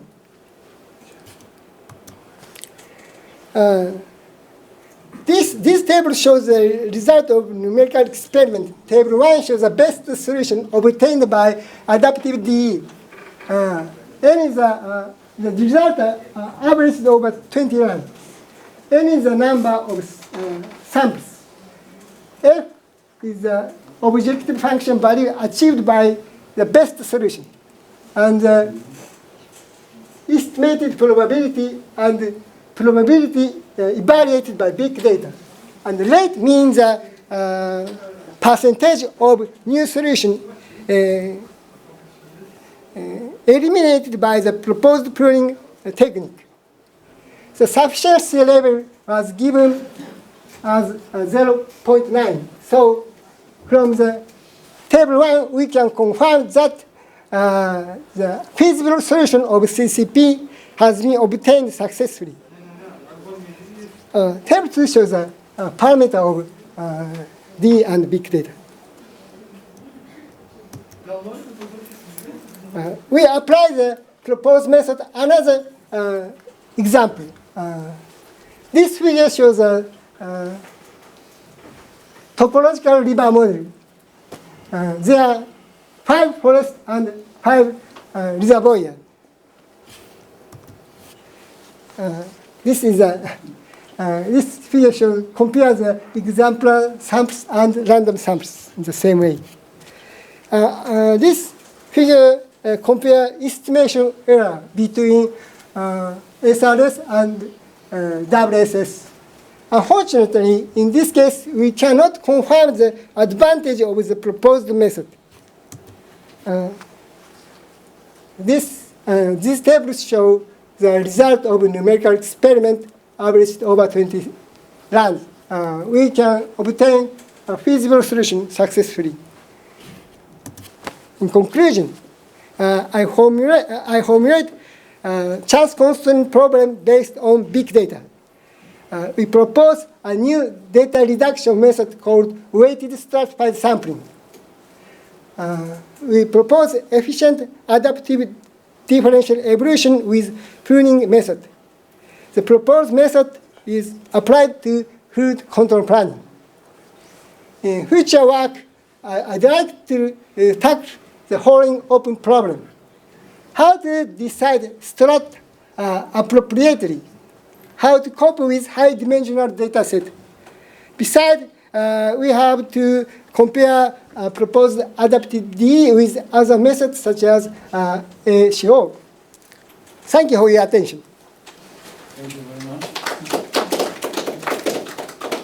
If anyone would like to ask a question. Yes. What is the relation to the sample size? Because during the chart 2 slides back, the higher the number of samples, the better. If you can go back 2 slides back.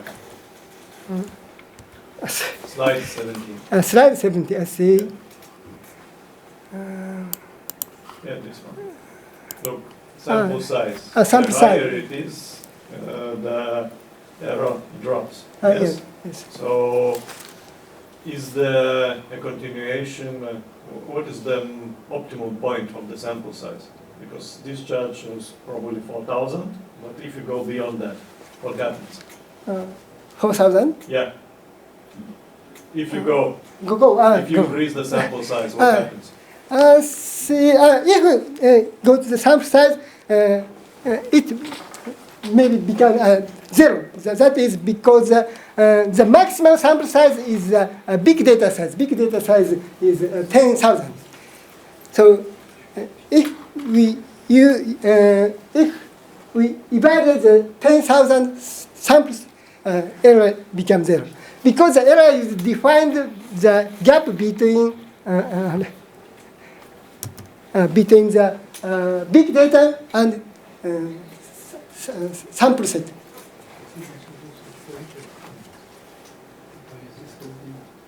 What is the size of each sample? You have 10,000 samples in the big data set. What is Yes. the size of each sample? Each Is it a sample? discrete unit? What is it? This is a sample size. No, but one sample, what is it?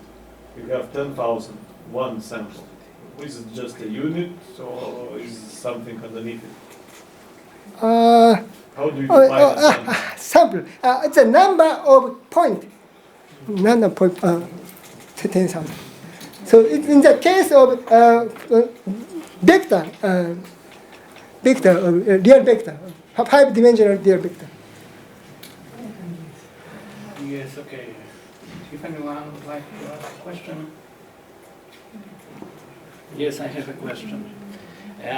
What do you understand big data? What is the size of big data? Size. I see. It is exadata? No. Yes. I think that actually the 10,000 is maybe it's too small for big data. But now I have. No, Oracle. Big data is exadata. Exadata is 124 petadata. Petadata is 124 tera. I see. I think so. So I'm now 10,000 it's not a big data. I see. You are right. I think so. Yes, okay. Thank you very much. Thank you for your attention. Is a certificate. Thank you very much. Thank you very much.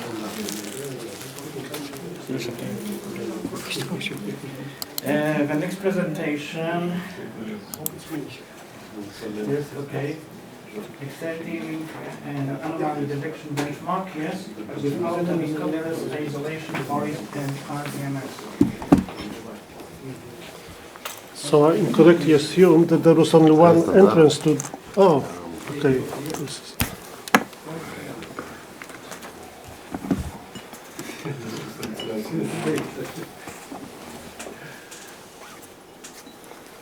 Does work? Yeah. I thought there was only one entrance to this room, so I was sitting next to the door and nobody was entering the room, so I thought the room was empty.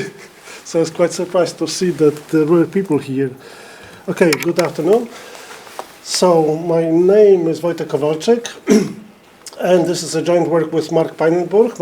Mark Pijnenburg is my PhD student, already almost finished, so now he has to defend his thesis.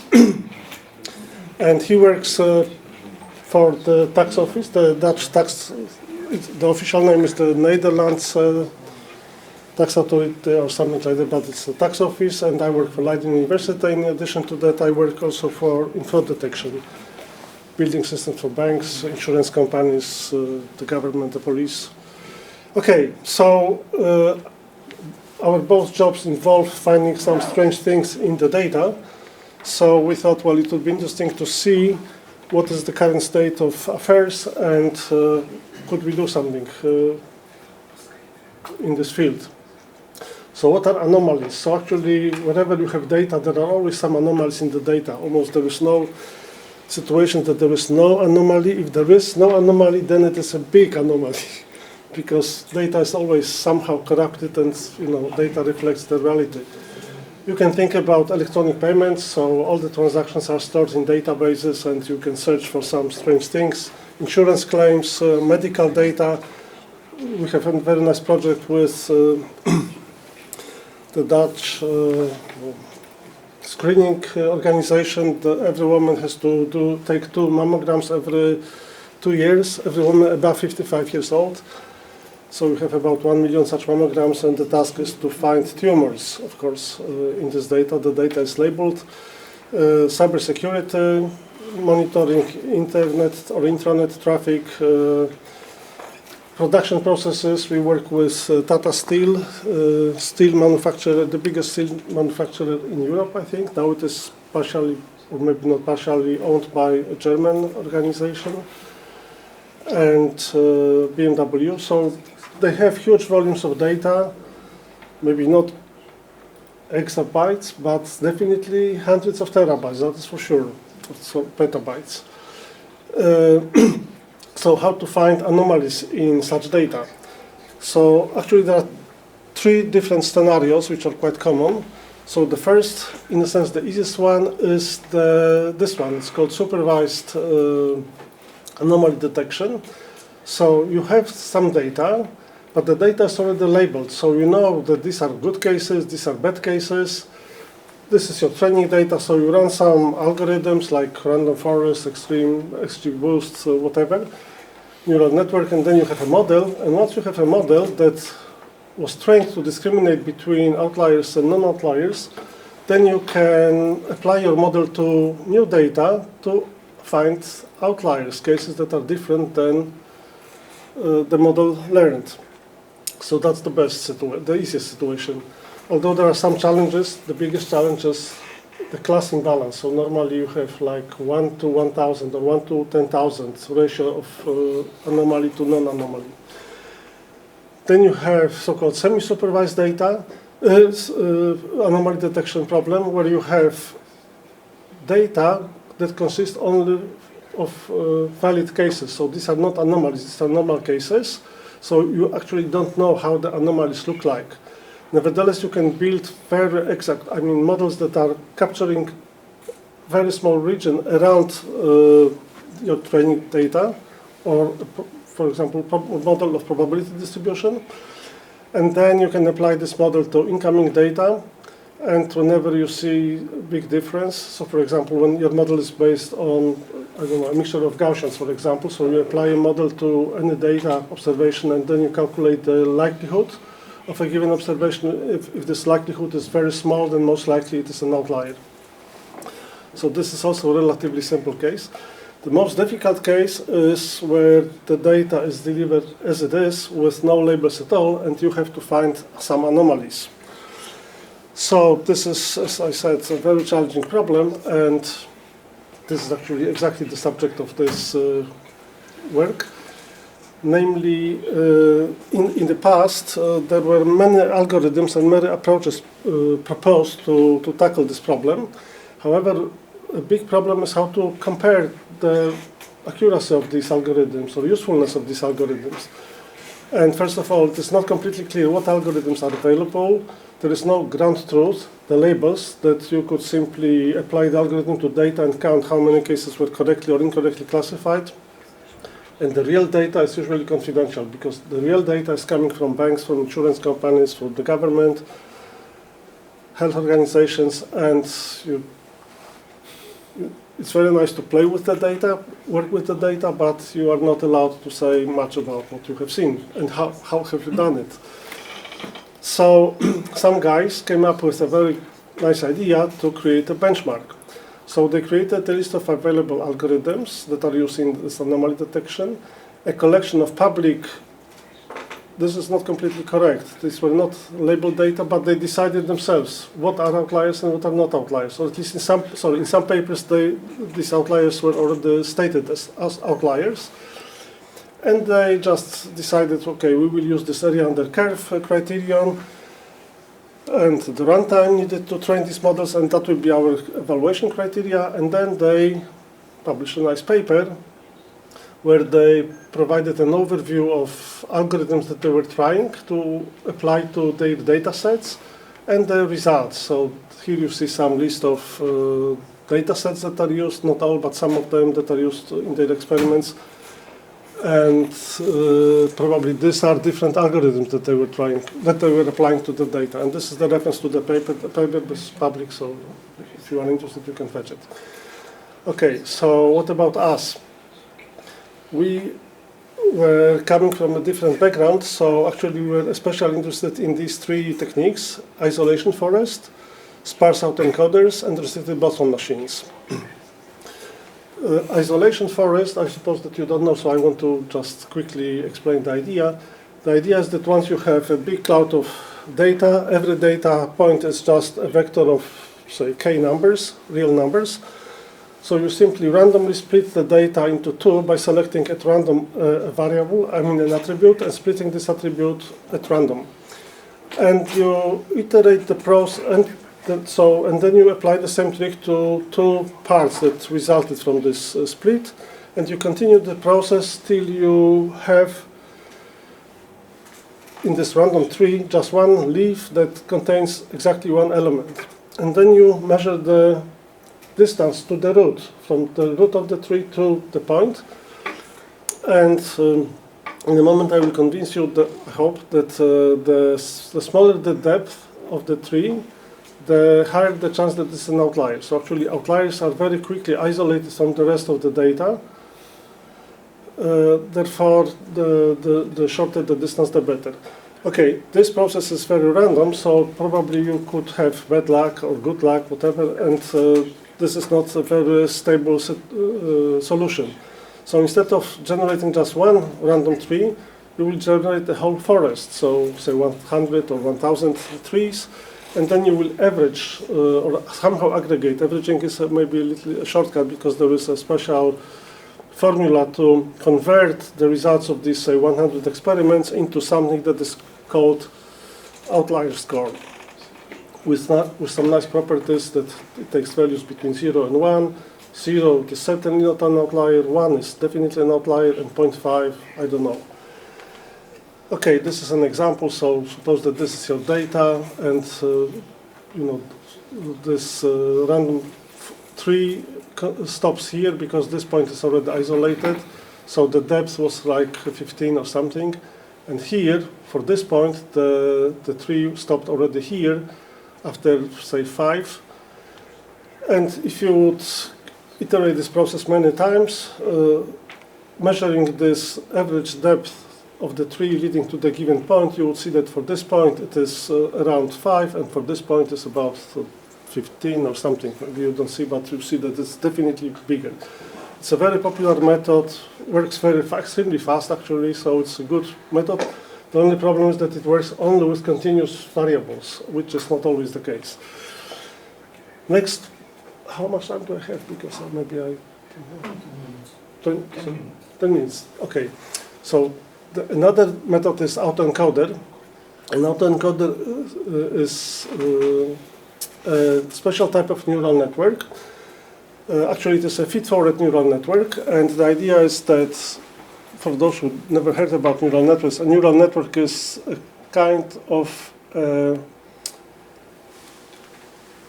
network of functions that are applied to the input vector. So these are some numbers, and then there are some nodes that compute certain things, and the certain things is usually taking the weighted sum. These are weights that are connecting layers to layers.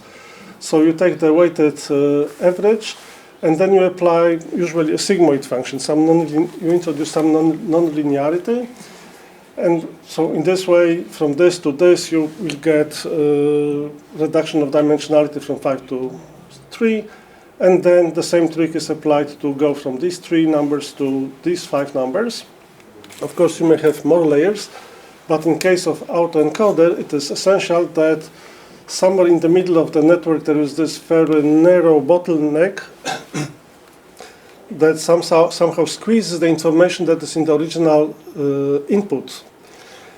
And okay, so this is how it looks like, but now once you have the data, you have to tune the parameters, the weights of the network, in such a way that the function that you want the network to compute is actually computed.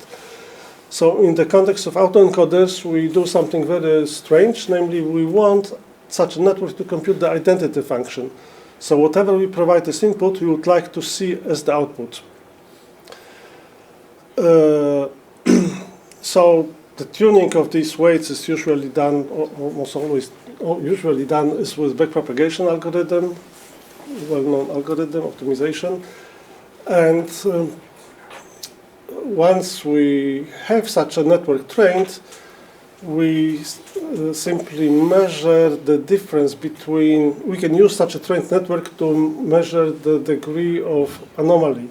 Namely, typical cases will be very nicely reconstructed from the input, and cases that are difficult to reconstruct are unusual. The motivation behind it is a kind of like principal component analysis. So when you know principal component analysis is a way of reducing dimensionality of data from high to low, and then the trick is that this this transformation should reduce the variance. I mean the differences. I mean then you can reconstruct the data, and the errors should be minimized. In this particular case, we have nonlinear functions, so this is a kind of a generalization of logistic regression of PCA. And second, as I said, here we may have many more layers. In our case, the data was extremely simple, so the network is simple.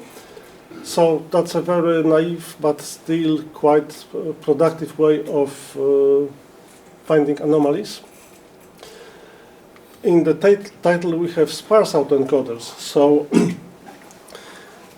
people notice that actually the most interesting results are obtained when we add some extra constraints on this hidden layer.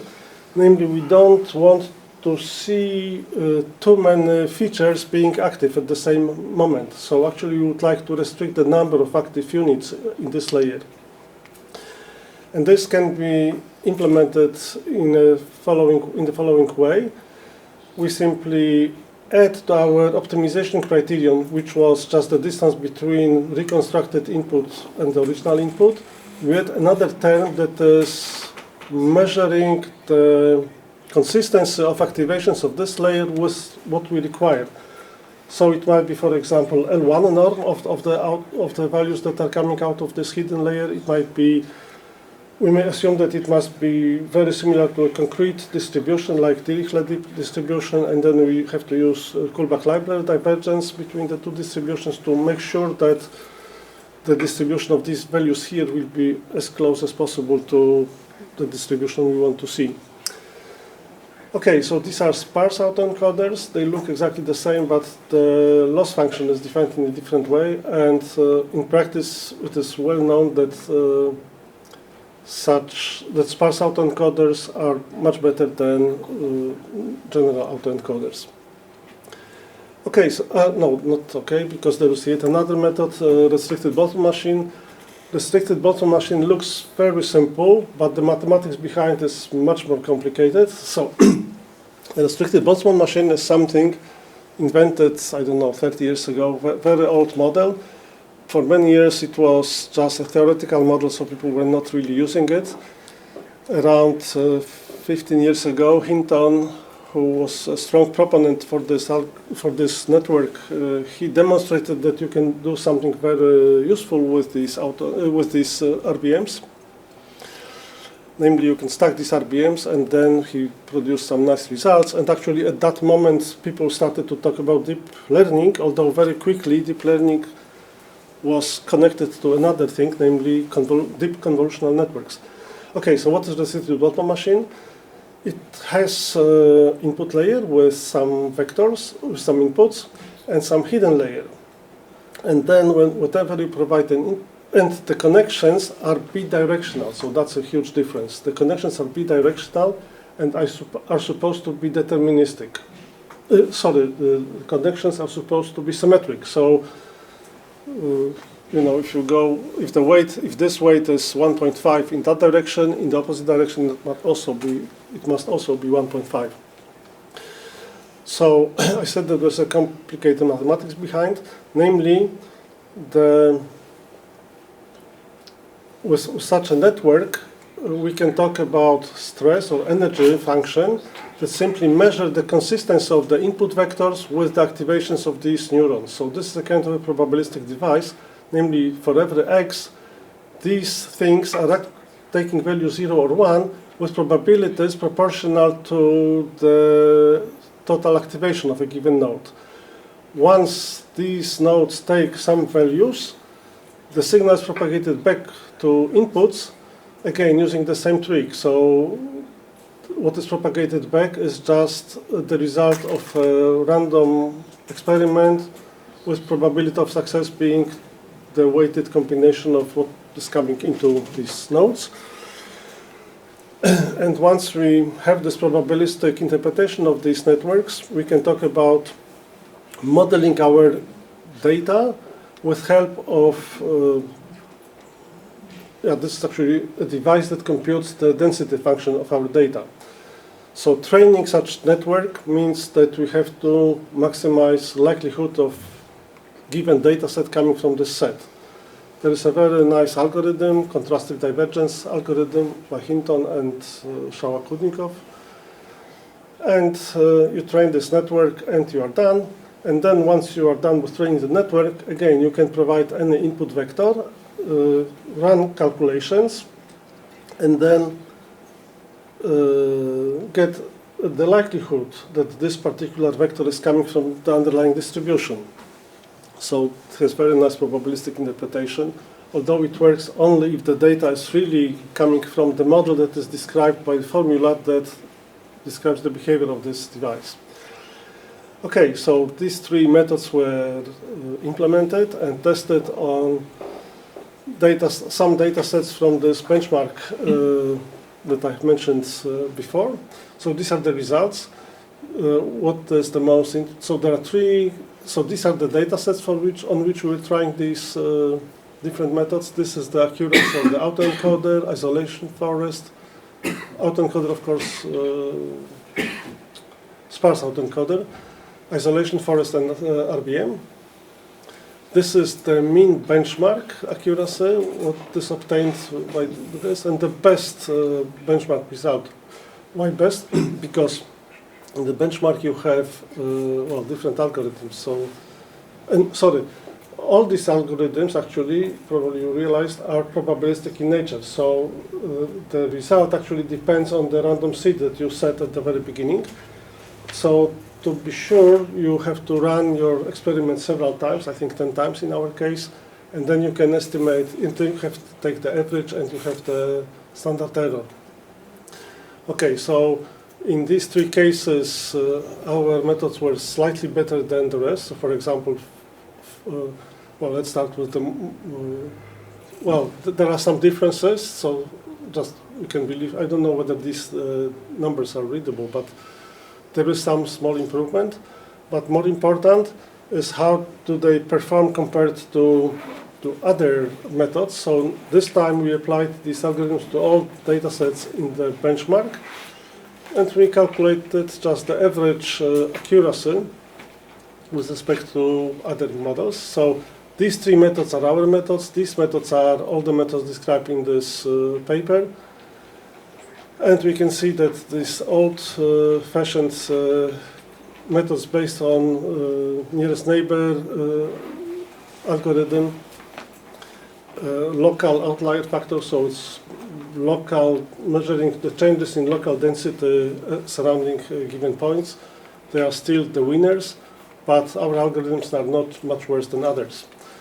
So actually the purpose of this research was just to check if these methods could be something comparable to what exists, and well, this is what we did. So just we extended this Goldstein and Ushida benchmark by these three algorithms. That's also interesting. The algorithms are working on a completely different principles than the algorithms described in the paper. And obviously we need more benchmark data to, I mean, there is a very nice starting point to run some systematic research in that direction. Okay, thank you. Thank you very much. If anyone would like to ask a question? No? Thank you very much for the presentation. This is my... It's your...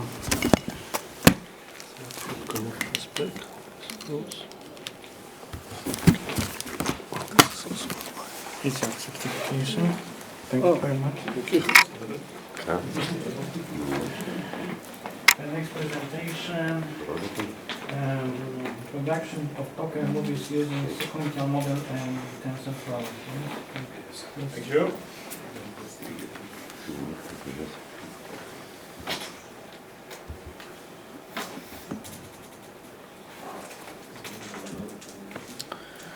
Okay, so I still have around 10 minutes, so or so. I will try to save some time for questions, because my presentation is kind of technical, more of the engineering side. So maybe you will want to know how it's done and why.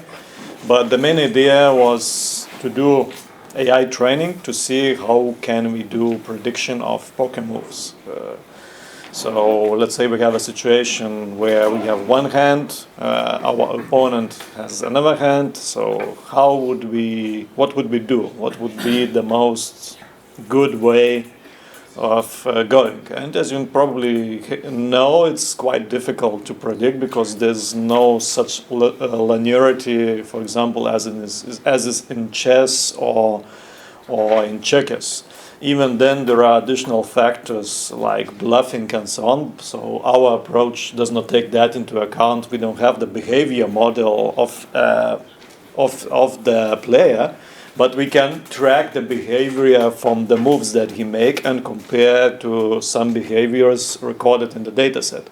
But still, good bluffing is the way you somehow would trick the algorithm. Okay, so the task, as I mentioned, is really deals with quite complex and hidden stuff. Then, because some of the information is not clearly visible, you have to guess what your opponent is doing, and of course, this is the task we were trying to do. So we needed to create the model and calculate an appropriate strategy of course, how to win. And in general, we have three, let's say, book approaches: rule-based, strategy-based, and of course opponent modeling. Then out of those, in the future, you can derive to whatever combination that would be needed. Okay, so this is the same picture, I just increased it a fragment for better visibility, but the actual model is quite simple. So first you have some data. You constantly receive input from whatever your opponent does, and also what are you going to do yourself. So here we will move to this part, which is more important. This is where we create the information based from what the opponent does. So the first question is were any cards dealt, and depending, because in poker you can either ask for a card to replace it, or you can also keep the hand because supposedly it's good enough for you, or you are bluffing, so you also want to trick your opponent that you have a really good combination of cards. So there are two possible cases, and both of them have some random action from your opponent, because we do not know what the actual player is going to decide. So depending on those, we will have some additional actions that might be invoked, and of course this will feed inputs further to the algorithm. And once the whole process is completed, we can start calculating and predicting what should we do. Okay, so there's one issue we need to do to actually make it work. It's the so-called parameter change algorithm, because we cannot port standard logic of a poker one-to-one to a standard logic of the neural network. So we need to consider the parameters of activation functions, what number of layers do we need, what kind of optimizer, and of course what will be the loss function. So for that, we need some adaptability, because as I told you, in poker the situation changes every time. If I'm bluffing, if I'm not doing anything, then different cases applies, and so on. So this simple illustration, the deeper text is of course in the paper, but this simple illustration explains this behavior, how to adapt to whatever situation. So basically we can check based on the parameters how many numbers of layers to create, then make a decision on that. Based on the output of the number of layers, we can choose the optimization scheme and proceed to the result checking, of course, which is the step towards decision. Okay, so regarding the research plan, we have in the literature we have quite a significant number of approaches we could use. So we tried to pick the combinations suggested in the literature and try and improve it. So the first stage is, of course, the most simple one. We just read what methods are supposedly good at this and try and test them in a controlled environment. So different combinations of parameters, one layer, then select the best the best ones that performed in this simple experiment and use them further on with increased number of layers. And the final one, which I will talk later, was related to the data problem. We had to repeat the whole experiment using optimized data set, but this was the issue with this data set. So this is a standard machine learning repository where it contains around 25,000 cases of poker plays. So the reality showed that the number is really too low, and we have standard information like what type of card is it, what number of the card. Then we have standard classes of actions like I have nothing in the hand, I have one pair, two pairs, three of a kind, straight, flush, and so on. But as initial experimentation showed, it's not enough. So we need additional ones which we can feed to our network. Dealer, who is the dealer in this case, you have seen in the schematic diagram previously. Then first action, second action, the hero is the person that we are doing. Opponent is the opponent's action and opponent's second action, because constantly in the poker you can switch and try different stuff. Okay, so the first step, the scheme of data was standard, 85% used to feed the machine, then 15 for validation and cross-validation. Okay, so you can see the most common activation methods, the loss function, mean square error, and categorical entropy, and we have chosen two optimizers, Adam, which is now more or less a standard in deep learning, and RMS prop, which is quite promising because it's fast and includes quite a lot of optimizations, but the results almost the same. So also the overall accuracy, as you can see, is really not acceptable. 65% is really shit. This means this algorithm is completely worthless. Okay, the obvious solution, data. The data is not enough, and how can we do the predictions? But as that was the original plan, we can try and move further. Regarding the calculation time, it's 34 seconds on a typical computer, having integrated some cheap NVIDIA GPU. So it's not optimized based on the calculation, but this is the summary, and as you can see, on whatever the method, the accuracy remains unacceptable. The speed we can improvise. This can be easily adapted further based on the optimizer's parameters, but still it's not acceptable. Okay, with ReLU activation it's a little bit better, but remains more or less the same. So we try to investigate the behavior of the network, what happens when it goes deeper, and so on. So how the loss function changes over the number of epochs. So this is just a fragment because we can leave the machine running. We can leave the training really deep, like 100 epochs and beyond. But then the issue is sometimes the machine starts doing crazy things and trains and draws conclusions incorrectly. So the overall acceptable number is around 10. And you can see the loss function, the ratio is starting to drop quite reasonably, but for that to work still efficiently, we needed a simplified data format. So what have we done? Previously I showed the standard data set, let me go back here, include just typical actions. The ones of the bottom are not there. So once we introduce those, just in training, you can see what happens. Look, the accuracy jumps immediately dramatically because now we have the agent. Now we have the behavior. You can check how it works in the paper, but now we have the behavior, and that immediately improves the accuracy of the decision by at least 20%. In most cases, in the better cases, it's more than 30%, but it starts getting acceptable.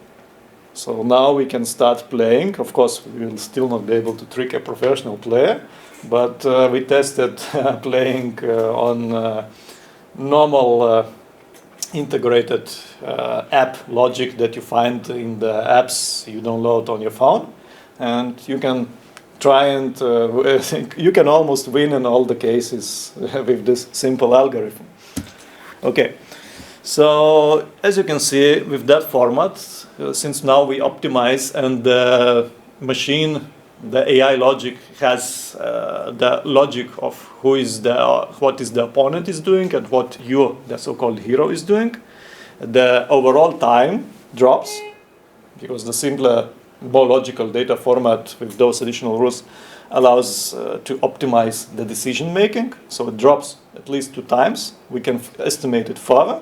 But if we use the combination of ReLU, ReLU6, and CeLU, we can achieve the accuracy of 99% in most cases. Of course, this is not real life number. It's still tied to the data set that we had. In real life, it would be lower. But it just shows that it's really easy technically to train the machine to do the task, which is not quite linear. Because if it would be linear, you could just put the min-max algorithm and just calculate all possible paths, like in chess, then attach the probability, then attach the behavior, and then pick the most probable path with the most likely behavior probability. In this case, in poker, there's bluffing, and when you are analyzing only the cards, you do not see the face, the eyes, and other stuff people do when they bluff. So you have the bluffing part comes only from the numerical combination, so it's really hard to guess. So that's why I'm saying read this number with a large amount of salt, because it's especially for sensitive to data. Okay, so I'll try to leave some questions for discussion, and since the lunch is coming, in principle, as I told, it's kind of logical. When you introduce the thinking model, the additional thinking behavior model, the accuracy increases. So the 3-layer approach in the training also improves it, because then you have the additional efficiency. And finally, the selected loss function was CPS and optimize the Adam. I was kind of skeptical regarding Adam, but for whatever reason it worked better. I thought the RS prop would be faster, but no. And for the set, we have 95% in the confidence interval from 89 to 99. So it's enough to try and trick the mobile game from the Play Store, the cheap mobile game. The professional, you will never trick with this, because there is not enough data. But if in an ideal world, we would have significant amounts, like millions, billions of moves and millions of behaviors, we could try and train it better. But the issue overall was interesting, because in chess, every competition is recorded exactly. So we have numerous data sets. Here, I think most of it is not documented. So it's more or less probably interested to document the emotion of the play, but not the exact moves, because out of exact moves, it's hard to predict. But we tried nonetheless when we think it's quite possible. So thank you. And Thank you very much. If anybody would like to ask a question? No? Do you try to use it in practice? yes, we tried playing against the mobile games from Play Store, and we can win. Results? we can win. Oh. We got bought, but till the time we got bought, we can win. So thank you very much. Thank you. Thank you for your presentation. Thank you. Thank you very much. Thank you very much for participating in this session. The session is closed. Thank you very much.